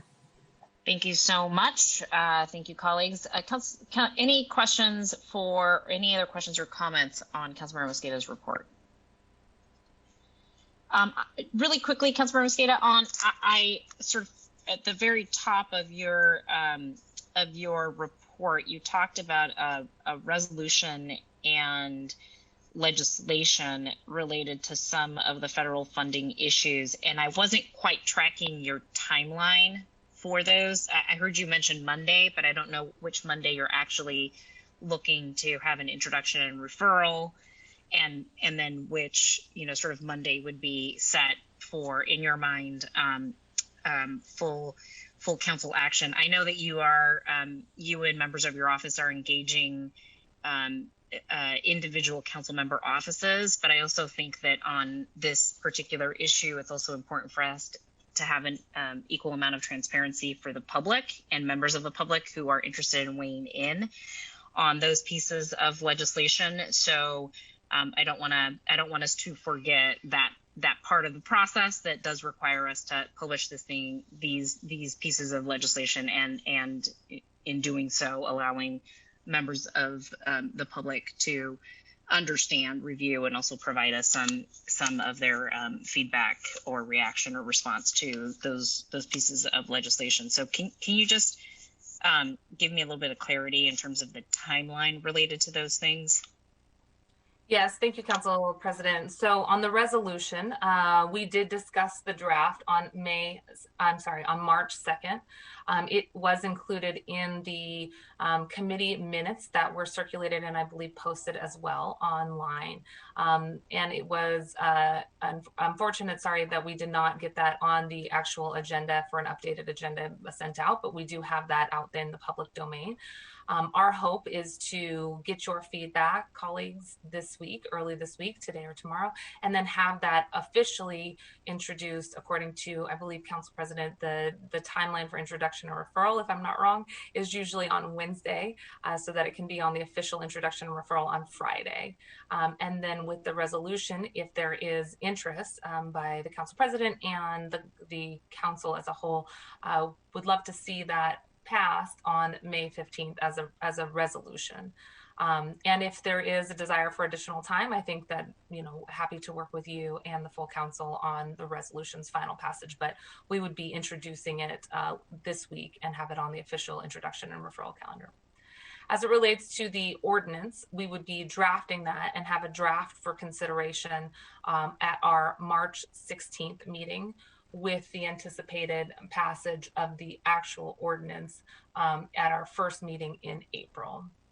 That's, I believe, the timeline. And I will double check with central staff and we'll refer back to the memo as well to update my notes, but that is my anticipated time frame to have 2 meetings to discuss the actual ordinance before it comes to full council. Okay, on the resolution, I would like to ask that be introduced and placed on the introduction referral calendar for the 15th, but I would like us to hold action until after the 15th. I'm fine if that's the 22nd, but I am working, as you heard, the folks from OIRs mentioned that I'm working on finalizing a date for them to come and brief the full council on what is in that stimulus package. And I think that briefing is important to council members and the viewing members' public understanding of sort of the fuller context of our consideration of this resolution and eventually the ordinance. In addition to that, my understanding is that Leslie Polner from our federal lobbying team is actually in the process now of drafting a very detailed memorandum that will not be available to council members until Wednesday this week. And so I think there may be information in that particular memo that may, again, be informative to individual council members as they are evaluating both language they might want included in the resolution, but may not have enough time to get into it in order for you to comply with the introduction referral calendar referral process, or may also influence and help to inform council members in identifying priorities that they might want to flag for council central staff for purposes of including in the ordinance, the legislation that you are going to shepherd through your committee starting mid-March through beginning of April. So I just want to slow us down a little bit to allow us an opportunity to get that information. Not all of us are the chair of the budget committee, so that means we have a little bit more of a steeper learning curve than you do in terms of getting up to speed on some of these issues. So if we could have just a little bit more space to do some of that due diligence, I think that would be helpful both to the full council, but also to me personally as I'm looking to catch up on these issues as well. Thank you, Council President. I think that is a totally reasonable request. We will still plan to work with all of you to get your edits into the resolution. Again, high-level goals, categories, have that introduced officially at the end of this week and in time for the official publication for the introduction referral calendar on Friday so that it will be on the INR calendar for Monday. And then, Council President, per your request, we will then have a week to sort of consider, discuss, and then mull over the summaries that we receive from the federal partners as well. And then, colleagues, that week we will, as I mentioned, initiate drafting legislation. So we'll have sort of both going at the same time, but we'll have a much longer time frame for the actual ordinance. but we would still appreciate your sense of urgency, as it sounds like, we want to be quick in getting those dollars out, and the council president, your suggestion still allows for that sense of urgency. So I think we'll look forward to working with you for the final passage of the resolution on the 22nd. Yeah, and the last thing on the ordinance is I understand you want to have a committee hearing on the. We have a committee hearing on. I'm on your committee, so we have a meeting of your committee on the 16th. So I'd like to ask that the draft ordinance again be reflected on the introduction referral calendar on the 15th. Is that the plan?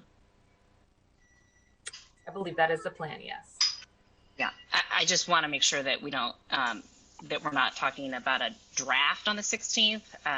I want to make sure that we have sort of something introduced, understanding that it's a draft and that it may change. I just want to make sure that we get that on the introduction referral calendar for the 15th.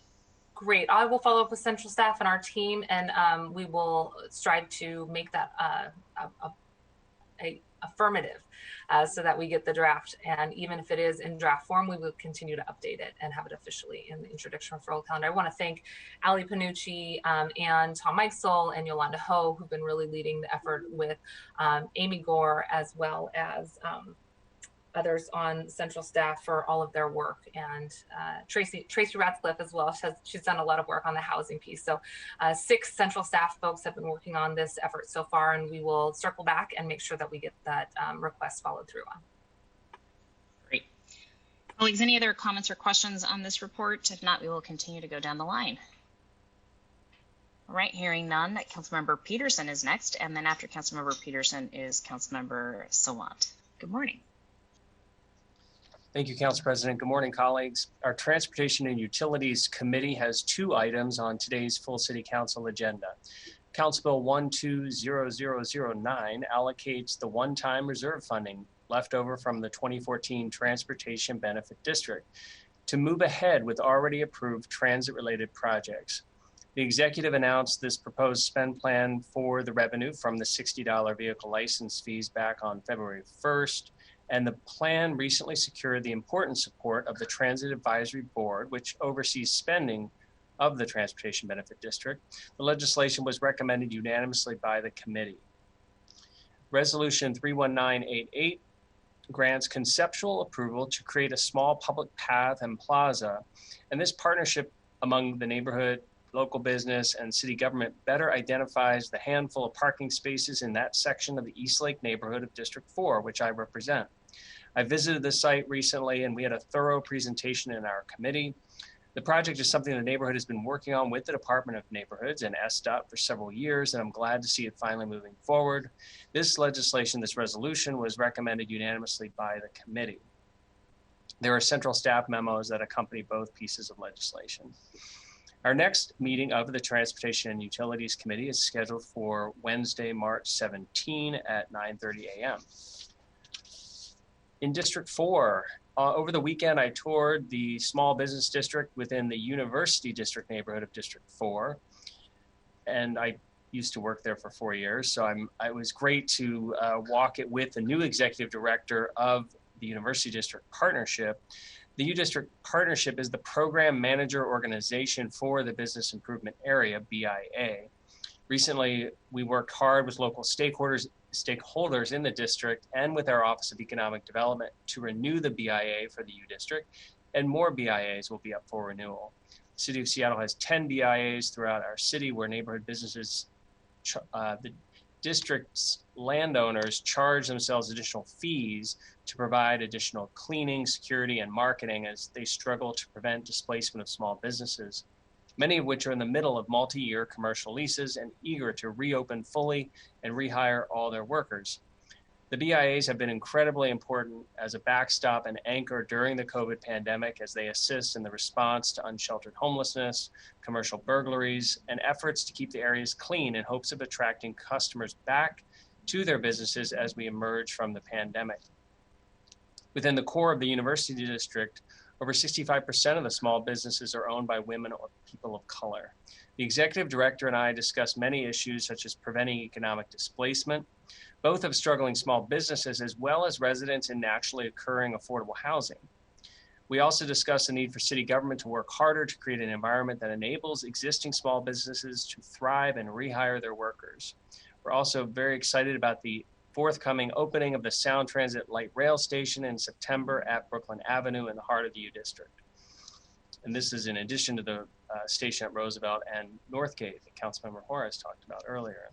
And speaking of transportation, it was great to see Governor Inslee at our District 4 this past Friday. With the aging University Bridge as a backdrop, a bridge ranked poor by our recent audit of Seattle's bridges, our governor spoke about the need to invest in transportation infrastructure. At the press conference, the governor said, quote, "Now we need to get our roads, bridges, and ferries. All these things are necessary for the rebuilding of Washington State's economy. We need to make the investments first, and I emphasize first, in maintenance of our existing transportation system. It is woefully underfunded," end quote. Nationally, the new U.S. Transportation Secretary Pete Buttigieg this week also punctuated preservation. Secretary Buttigieg said, quote, "Fix it first is going to be a very important mantra for us. Doesn't always have the same sizzle as doing something new, but we've got to be doing both. You just look at the condition of so many roads and bridges in this country, we can't allow that backlog to continue," end quote. And at the local level, we already have our audit of Seattle's bridges. We know what to do. Now I hope we prioritize it and do it, and that means funding. So I look forward to anything the executive can do now with any updates to the city budget this year or other funding sources. Thank you.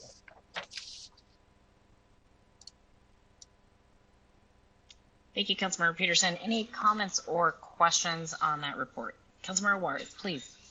Thank you, Councilmember Peterson. The only thing I want to add, which I'm really excited because I am a board member on Sound Transit, is that Secretary Buttigieg is going to be focusing on improving racial equity in transportation, which is going to be one of his platforms, which is very exciting because we all know that transportation, a transportation spine, access is opportunity, opportunity is access to healthcare, jobs, and everything else. So I'm really excited about that piece. I really mean that. That is actually something I'm having my staff look into. So thank you for that, Councilmember Peterson. And I want to thank Councilmember Mosqueda for everything, all the time. Thank you, Councilmember Mosqueda. Thank you so much. All right. I'm trying not to chuckle through what I have to say next, but thank you, Councilmember Juarez, for making Monday a little lighter for us all. Appreciate it. Okay, colleagues, any comments or questions on Councilmember Peterson's report? I do want to note for the record that this time I did not skip over Councilmember Peterson inadvertently, so I feel like Monday is off to a good start for me. I think a much needed rest has done me well. Okay, colleagues, looks like no one has any questions here, so we're going to head over to Councilmember Sawant, and then after Councilmember Sawant, we'll hear from Councilmember Strauss. Councilmember Sawant, good morning. Thank you, President Gonzalez. Good morning, everyone. Last Thursday, the Sustainability and Renters' Rights Committee met to discuss and vote on the right to counsel legislation from my office and from the renters' rights movement. Thank you to Council Members Lewis and Morales for your co-sponsorship. We also discussed further steps to prevent evictions, including the need to extend the eviction moratorium at least through the end of 2021 and addressing the problem of default evictions. The committee also voted to recommend confirmation of 4 reappointments to the Seattle Renters Commission, which are on today's City Council agenda.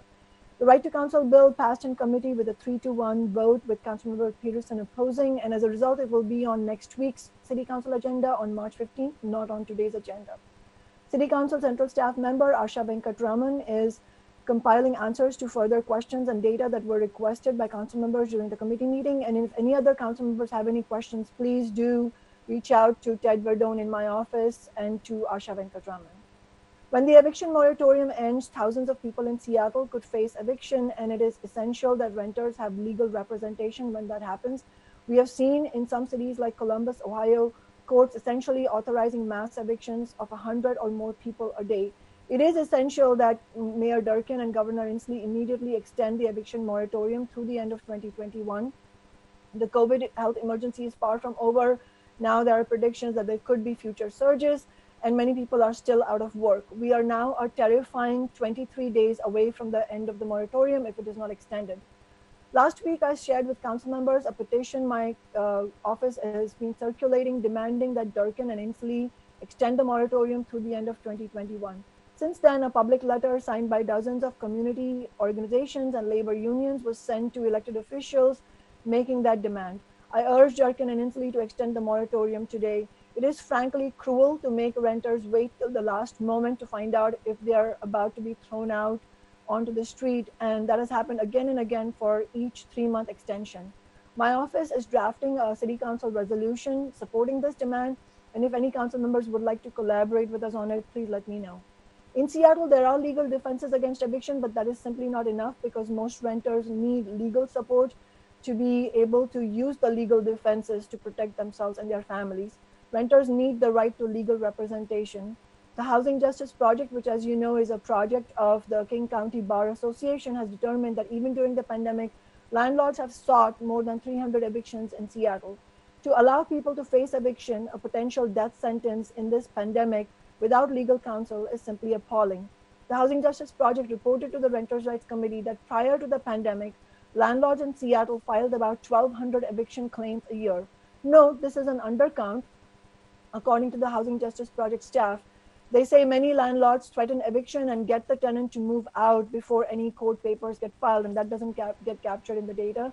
Overwhelmingly, the landlords filing for eviction are the big corporate landlords. The Housing Justice Project found that 7 of the top 10 evicting landlords in 2019 were major regional and national corporate landlords, with the number one evicting landlord being Goodman Real Estate, a huge property management company with $2.5 billion in managed assets in the US and Canada. Imagine being a tenant facing eviction, perhaps because you lost your job or had a medical emergency, having to go to court alone and facing a high-priced lawyer paid by a corporate landlord. It's no wonder that so many tenants give up long before that. According to the ACLU, 90% of landlords go into eviction court with an attorney, while only 10% of tenants have an attorney. This right to counsel legislation will give tenants a fighting chance against landlords. The vast majority of eviction filings pre-pandemic were for non-payment of rent, and you may recall from the 2018 report, Losing Home, that the majority of these eviction claims filed by landlords were for 1 month's rent or less. The Losing Home report reveals that the renters who are women and people of color, especially African American, are more likely to face eviction. In fact, last Thursday at the committee, the Housing Justice Project staff presented new data on the racist nature of our eviction system. In 2019, they found while Black people constituted 8.3% of Seattle's population, they accounted for fully 28% of all tenants served with eviction papers. Quite simply, the eviction system in our city is racist and sexist.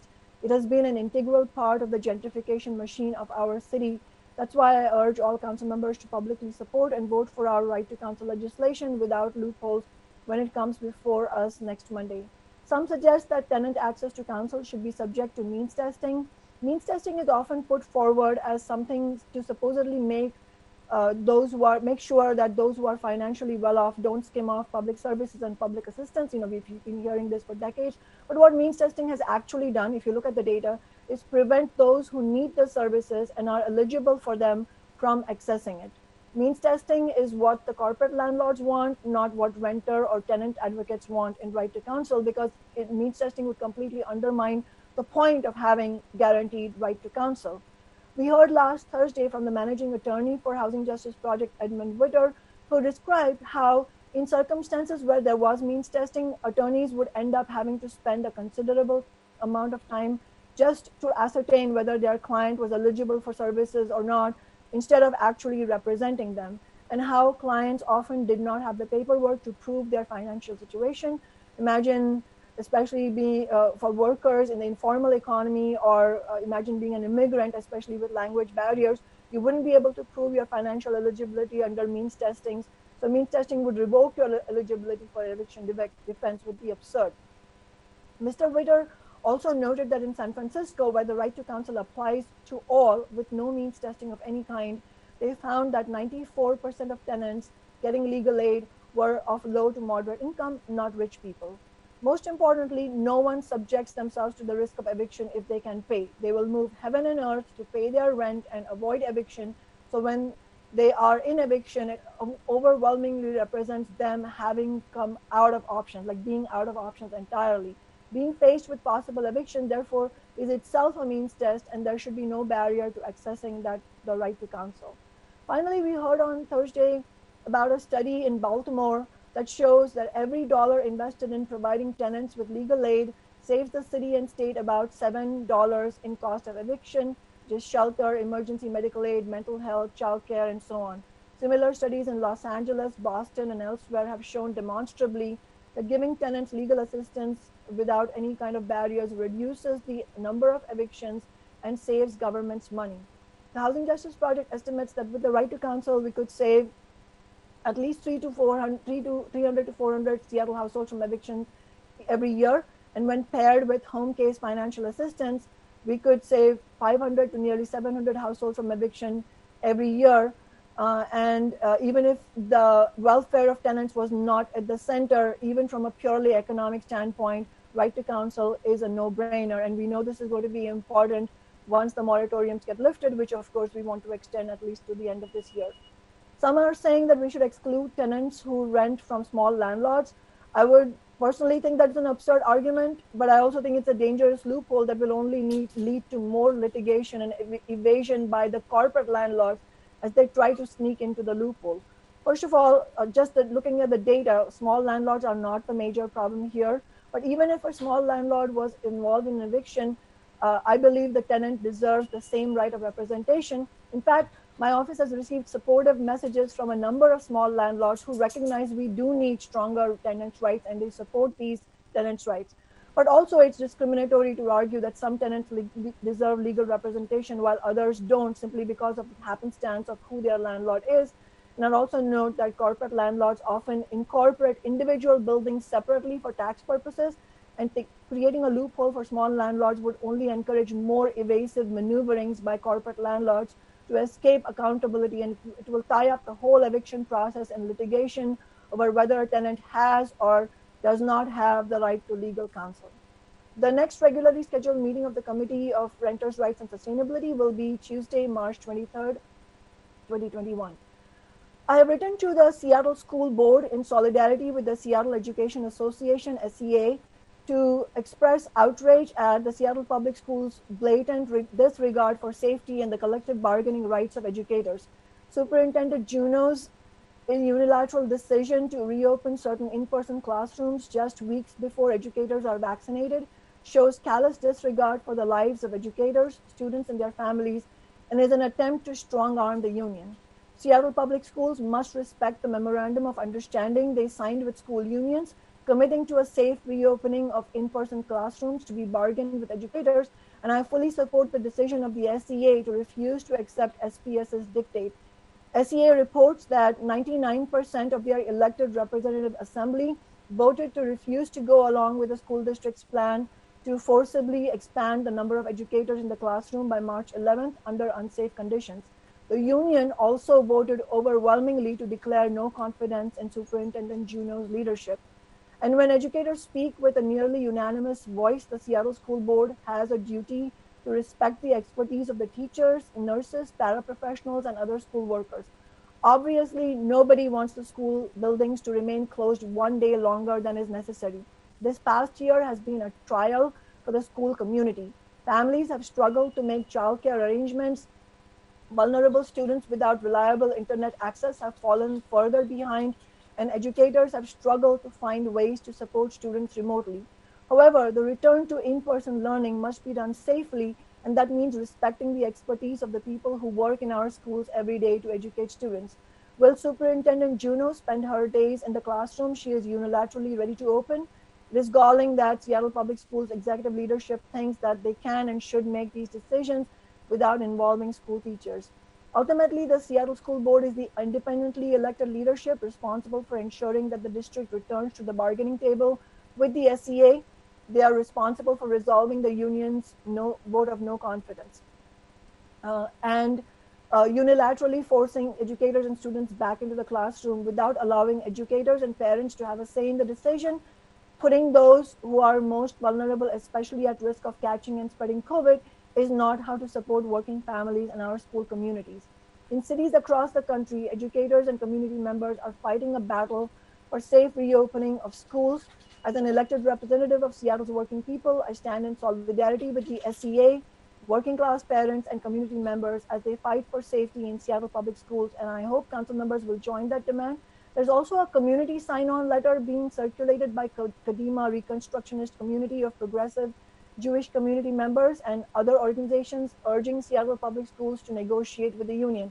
My office has signed this letter last week, and I urge all council members to do so if you haven't already, and my office will forward you the link to the letter if you don't already have it.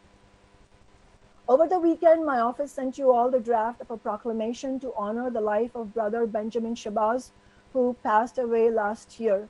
He was a profound community leader and courageous fighter for social justice, and he will be dearly missed, including by me personally. From fighting for the $15 minimum wage and renters' rights and affordable housing, to protesting Amazon's development of law enforcement facial recognition software, to being an outspoken voice against racism and for Black liberation, Brother Benjamin has been a pillar of progressive change for decades. My office developed the text of the proclamation over the weekend with input from his family and community members, including the community at the Central District Cherry Street Mosque, and I hope all council members will join me in honoring him. I hope to circulate the proclamation for signatures now and then present it at the City Council meeting this afternoon. Brother Benjamin's son, Jamil Shabazz, will be available to receive it at the meeting. Today, March 8th, is International Women's Day. This day is especially significant when a new era of women are on the front line of global revolt for justice, and this new era has decidedly begun. The year 2019 was a year of massive revolt in which women, and particularly young women, and their demands were often at the forefront, creating hope for women and LGBTQ people all over the world. At the same time, the pandemic and the developing economic crisis that was triggered by it last year pose a real threat to the gains women have made in previous decades through mass movements and could carry long-lasting setbacks. United Nations Women warns that the poverty surge will hit women the hardest, especially women aged 25 to 34. United Nations Women Deputy Executive Director Anita Bhatia says, quote, "The coronavirus pandemic could wipe out 25 years of increasing gender equality. It poses a real risk of reverting to 1950s gender stereotypes. More alarming is the fact that many women are actually not going back to work. In the month of September alone in the United States, something like 865,000 women dropped out of the labor force compared to 200,000 men, and most of that can be explained by the fact that there was a care burden and there's nobody else around," end quote. The International Labor Office suggests that the equivalent of 140 million full-time jobs may be lost due to COVID-19, with women's employment 19% more at risk than men. The damage is massive in the informal sector globally, in which 58% of women are working. According to the United Nations Women, informal workers have lost on average 60% of their income. A staggering 72% of domestic workers, of whom 80% are women, have lost their jobs, while these jobs already lacked basic worker protections like paid leave, notice period, or severance pay. Bloomberg Online reported on September 30th, quote, "Even in the formal sector, the virus seems to be widening inequality. According to a census survey, nearly 7 million Americans aren't employed because of childcare. Since women earn less than men on average, it's often the mother who steps back. Women lose valuable skills during the time they aren't working, which can make finding a job in the future harder and damage family finances, according to Center for American Progress analysts," end quote. A study in October by the UN Trust Fund to End Violence Against Women showed that all types of violence against women and girls have intensified during the pandemic, including cyberstalking.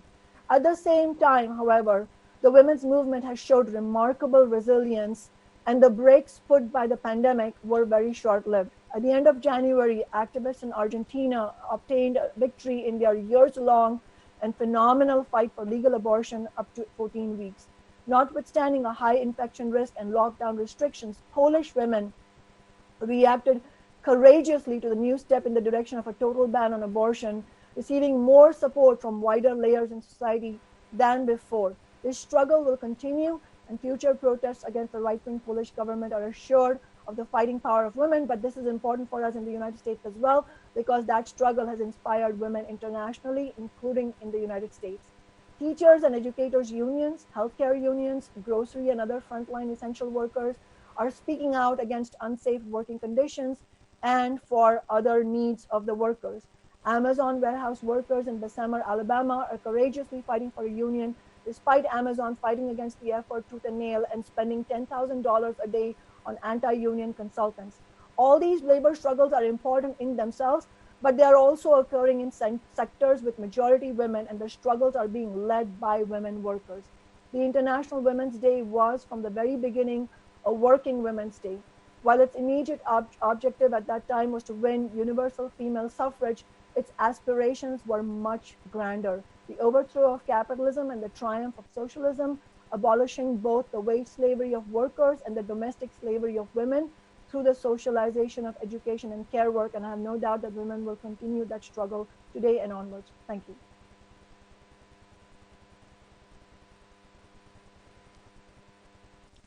Thank you, Councilmember Sawant. Are there any other comments or questions on that report? Okay, Councilmember Sawant, I do understand that your office has circulated the proclamation that you just described, and so we're going to go ahead and call for the roll now for folks who want to have their signature added to that proclamation. Before I officially call the roll, I do want to allow any council members who might have questions about the proclamation to ask those questions now before I request the roll.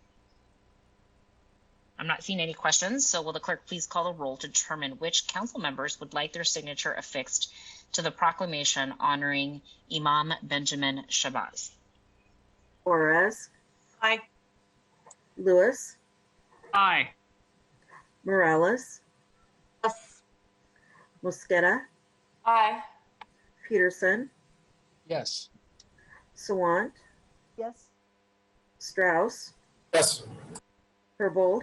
Yes. Council President Gonzalez. Yes. 9 in favor.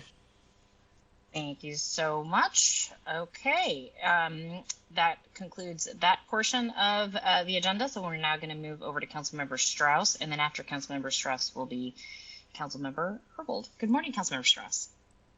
Good morning, Council President. Good morning, colleagues. There are 4 appointments to the Pike Place Market Preservation and Development Authority governing councils on today's introduction and referral calendar. There are no items from the Land Use and Neighborhoods Committee on the full council agenda. The next meeting of the Land Use and Neighborhoods Committee is this Wednesday, March 10th at 9:30 a.m. There are 4 items on the agenda. There's a discussion and vote on Council Bill 12001, Bringing Business Home, a Small Business Flexibility Bill. And I'll just want to briefly speak to this. As I got to stop by Yonder Cider Company this weekend, they were able to reopen due to this forthcoming legislation. And just to highlight for colleagues, any business that is open in a home is regulated by every level of government that touches them. So for instance, with Yonder, they are regulated by the Department of Public Health, Liquor Control Board, and they have to have a city business license. They have to be regulated with the state. And you may have heard that they are able to expand to a currently vacant storefront.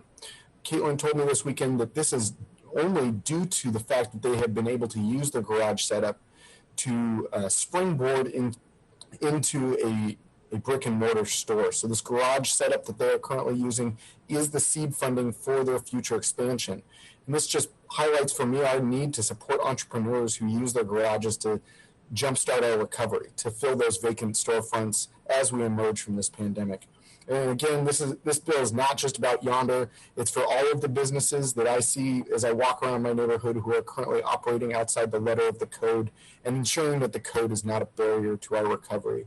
Again, all businesses are regulated by every level of government that touches them. They have home business regulations, and home occupancy businesses are allowed in Seattle.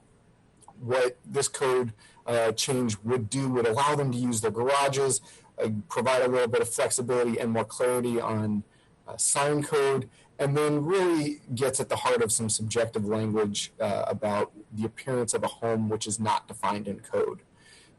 Businesses operating out of home occupancy businesses, even once, if and when this bill is passed, can still be closed for noise, smell, or glare.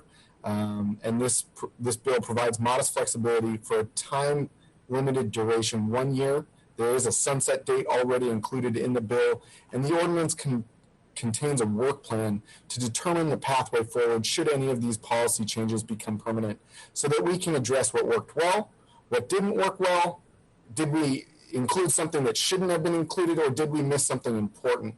And it's important that we have this work plan from the start so that all stakeholders are able to engage in a meaningful way. This bill provides needed relief and flexibility. So this will be in committee this Wednesday. We had a great discussion last committee, and hopefully we will be bringing it to you next week. In the Land Use and Neighborhoods Committee this week, we also have a briefing from OPCD on their annual report, a briefing from SDCI on their annual report, and a briefing from SDCI on their permit review process in response to a statement of legislative intent we adopted this last year. Last week, in other business outside the committee, I attended the North Precinct Advisory Council. Also, on Wednesday, my staff attended the Wallingford Community Council. My staff was planning to attend the Finney Community Council meeting. However, this month they changed theirs to a closed board meeting. I got to meet with the Leary Triangle Work Group on Wednesday to discuss next steps on utilizing our right-of-way as public space. Participated in an interview with Converge Media on Friday. Thank you, Amari and Treyana, for having me. As well, I got to meet with the folks from Lid I-5, a group of people who are working. They've already worked with OPCD and a number of different consulting firms in the city to identify how we can lid I-5, how we can reconnect neighborhoods that have been disconnected, as we heard earlier in council briefing, and how do we create public space in areas that we already own, just are underutilizing. You may know right now Montlake's lid is being built, and we are really excited to see that come forward.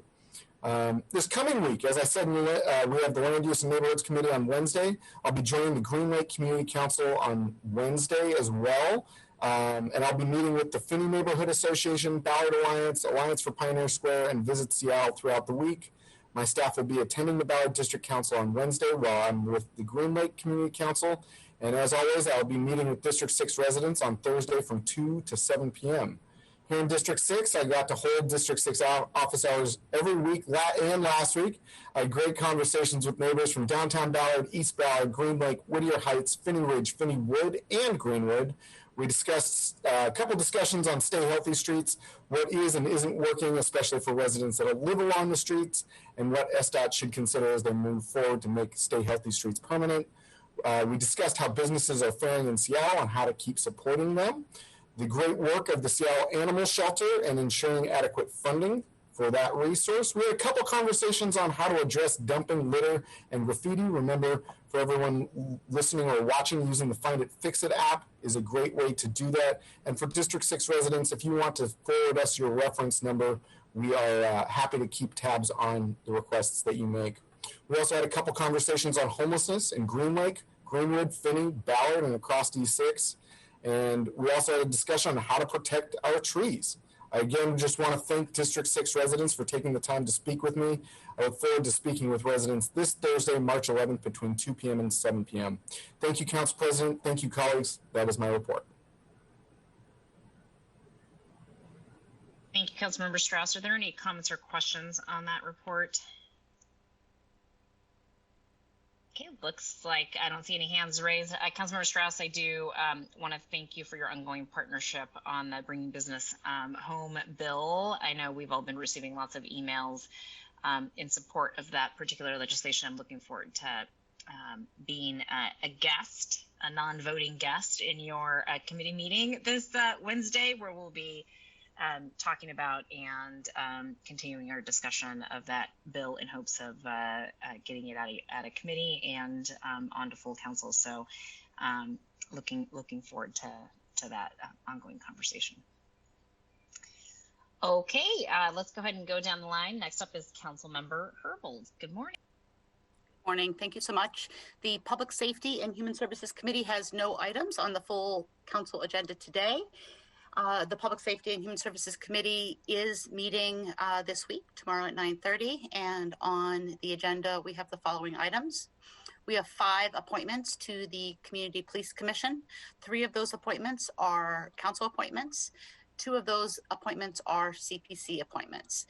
We also have a reappointment from the mayor. In addition, we have the confirmation of the Community Police Commission Executive Director. Finally, we have 2 other items. One of these, a voting item, hopefully. That's a presentation from the Human Services Director on the $12 million in community safety capacity building RFP and the spend plan, including voting on legislation to lift the proviso on the funds. In order to lift the proviso on the funds, the council must approve the spend plan for those dollars. If you recall, Director Howell and her team from HSD presented on this at the January 26th Public Safety and Human Services Committee meeting. Following that presentation, Director Howell responded more fully to committee member questions in a memo distributed to committee members on February 18th. The Human Services Department released the RFP on March 1st. And last Thursday, my office sent to committee members a central staff memo about the legislation and a new memo from Director Howe describing the Human Services Department's committee engagement process, what they've learned through that engagement process, and the proposed spend plan. So again, that will be on the agenda for Tuesday. I do hope we can vote that out. Want to remind folks that these are the funds that the council awarded during the summer rebalancing budget process. And just as a bit of context around my sense of urgency around these funds, you may recall I submitted an editorial to the Seattle Times a couple weeks ago uplifting the National Commission on COVID-19 and Criminal Justice report. They issued a report in early February. These are criminal justice experts throughout the nation. Includes participation of our own Chief Diaz, and that report was really focused on the fact that we have seen an increase in violent and property offense rates for 39 cities across the nation, including Seattle. And this report really focused that in order to address this increased violent property offense rates, we need to do 3 things: work to subdue the pandemic, we need to work to increase confidence in the police and justice system, and we need to implement proven anti-violence strategies. And the report also underscored the causes of the increased violence and identified the fact that individuals are under physical, mental, emotional, and financial stress, and that the exact institutions that respond to violent offenses, including community-based groups that proactively and productively engage and depend heavily on proactive research, at-risk people and places, that those institutions themselves have been under strain and stress. So I'm really proud and pleased that the council has awarded these dollars through its budget process, along with the other $4 million that HSD has already awarded to the Seattle Community Safety Initiative, and want to really thank the Human Services Department for responding to the council's call to urgently fund these services. The last thing that we have on our agenda for tomorrow is a presentation from the Seattle Police Department. You may recall that the Seattle Police Department sent a memo to council central staff back on January 25th. It was linked to the committee agenda at the time and was previously included in a central staff memo listed on the agenda for both January 26th and February 23rd. We delayed discussions in January and had an initial discussion at our last committee meeting focused on the proposed bill, Council Bill 119981, reducing the police Department's budget by $5.4 million. SPD's memo notes how it could spend $5.4 million, including the use of overtime and separation pay, civilian hires, including 4 community service officers, 2 crime prevention coordinators, and reporting related positions. SPD has also raised some technology needs. So for the relevant background for this proposal, of course, we all know is that the mayor's proposed 2021 budget included leaving $4 million in civilian positions vacant during 2021, and the council adopted the mayor's proposal. So the fact that there was $4 million in civilian positions left vacant in the mayor's proposed budget raises this question of whether or not funding some of these civilian positions might be a good thing to do in light of the limitations on sworn officer hiring on the police department. Of course, the council fully funded the Seattle Police Department's 2021 hiring plan. This means the council is providing all of the funds that SPD says are necessary to hire the number of officers that SPD believes it can hire in a single year. In deliberations on Council Bill 119981, making this $5.4 million reduction, I am interested in addressing the recommendations of the city auditor, the auditor's longstanding recommendations regarding staffing and technology needs for public disclosure, and the Inspector General's recommendations, her recommendations regarding evidence storage shortcomings, as well as interested in considering some of the Seattle Police Department's recommendations. Finally, as relates to this item, just want to highlight for folks on the council and other folks listening, just want to underscore that an important consideration in these discussions is the consent decree with the U.S. Department of Justice. Judge Robart, who oversees the consent decree, has stated that he has concerns about significant cuts to the Seattle Police Department budget and has emphasized the importance of scaling up policing alternatives. Again, we are hearing ongoing progress reports about this in my committee, and likewise, Councilmember Morales is hearing updates about these scaling up of alternatives in her committee as well regarding the Black Brilliance Project. The city attorney's office has sent a memo to the monitor that clarifies that the cuts proposed by the mayor, clarifies the cuts that were made by the council, clarifies the budget cuts that were in the adopted budget but not made by the Seattle Police Department, and clarifies the fact that there was also an end of year add of $5.4 million to the Seattle Police Department's budget. And if you haven't received a copy of that memo from the city attorney's office, I'm happy to send it to you. Moving on to quick updates from Seattle Fire Department.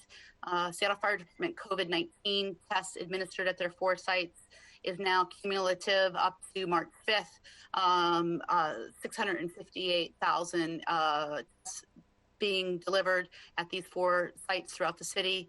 And then vaccination teams have administered nearly 15,000 vaccines through March 6th. 74% of those vaccines have been delivered to the arms of members of our BIPOC community. Quick human services update. I already mentioned it earlier, but just again, so folks know, the community safety capacity building RFP is available as of March 1st. Of the $12 million that the council made available, $10.4 million will go out to community to expand the capacity of community-led solutions that contribute to overall community safety, including ending violence and reducing crime. The technical assistance for the proposal development is available, and priority will be given to agencies led by the RFP's focused populations and organizations with an operating budget of under $1 million. Applications are due on April 9th, and there will be an 18-month contract running through December 31st, 2022. Then lastly, one other police department related update before I move on to other updates. because I know there's high interest in this related to the less lethal weapons legislation. The monitor overseeing the consent decree and the U.S. Department of Justice have reviewed the less lethal weapons bill that the Public Safety and the Human Services Department recommended be sent to them for their review in line with the consent decree process. They do have questions about the draft bill, and I will be meeting with them later this week along with the City Attorney's Office, Council President Gonzalez, and the council's outside legal counsel in an effort to address the questions that they have about the recommended draft bill. COVID vaccine updates. There were a lot of important announcements last week regarding the vaccine. Quick roundup is all veterans who are enrolled with the VA, regardless of their age, are eligible to receive vaccination from the VA. Vets should contact their primary care team to schedule. As we all know, President Biden announced that all pre-K through grade 12 educators, school staff, and childcare workers are now eligible for vaccination and should receive at least their first dose in March. Pharmacies that participate in the Federal Pharmacy Partnership Program will prioritize these folks during the month of March. And then, of course, there are still a significant number of people aged 65 and older who are waiting for their first dose. The Biden administration also announced a new manufacturing partnership that will create enough vaccine doses for every American adult by the end of May. So if you're eligible and still looking for your first dose, be patient. More vaccine is on its way soon. Want to highlight the fact that our own presiding judge, Willie Gregory, has been recognized for creative leadership as part of the Innovating Justice Awards. This recognition is because of multiple actions taken under his leadership to reduce the Seattle municipal jail population when the pandemic hit, and working on multiple fronts to engage the community in evaluating disparate impacts of court actions on people of color and in guiding changes to court processes. When the pandemic hit, Judge Gregory worked to reduce jail population by considering motions to release, continuing out of custody appearances, and maintaining the in-custody arraignment calendar to ensure opportunity for release as early as possible. He signed a general administrative order that ensured people charged with low-level offenses did not have to sit in jail for misdemeanor warrants. And he also adopted guiding principles promising to engage the community in guiding court programs, encourage court leaderships to build relationships in the community, and view policies through a racial equity lens. Committed to incorporating lessons learned from community surveys, and he is supportive of innovative changes such as the elimination of discretionary fines and fees for criminal cases and the launch of a new community court pre-trial program that connects participants with services instead of jail time.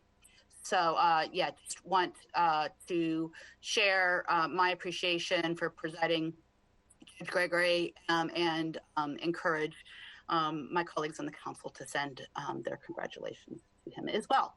And then lastly, events coming up this week. Tomorrow, I have the Domestic Violence Prevention Council quarterly meeting that I'll be attending. On Wednesday, I'll be attending the Regional Policy Committee meeting.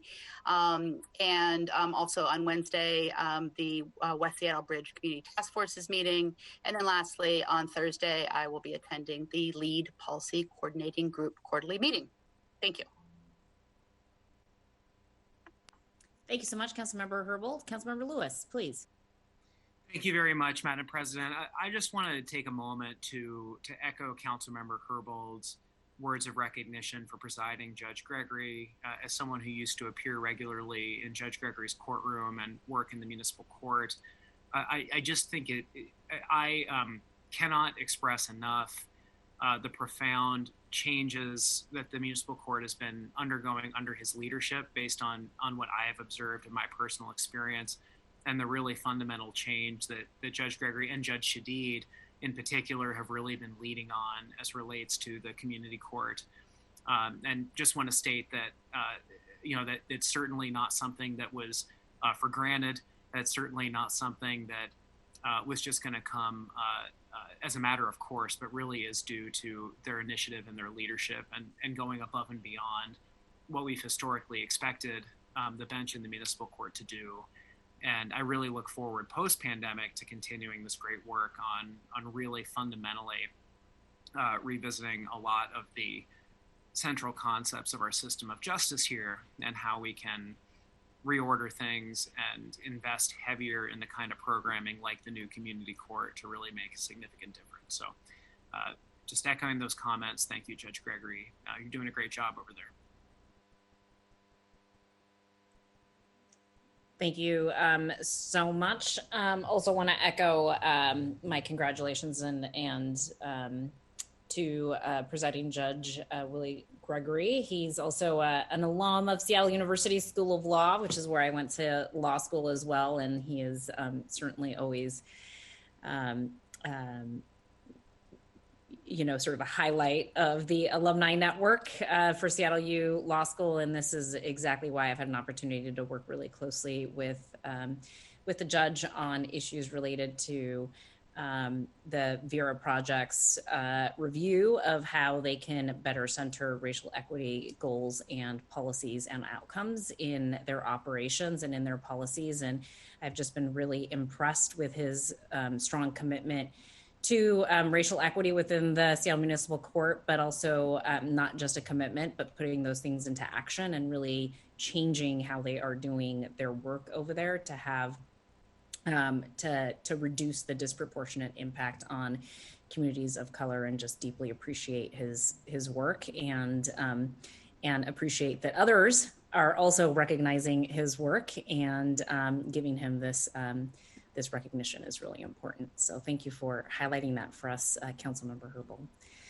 Okay, looks like there's no other hands raised or questions on that report. So I'll go ahead and round out today's conversation on this aspect just really quickly. On this afternoon's agenda, I have 2 items. Both are appointments to the Immigrant Refugee Commission, and both of these appointments will be considered during my Governance and Education Committee meeting later this week.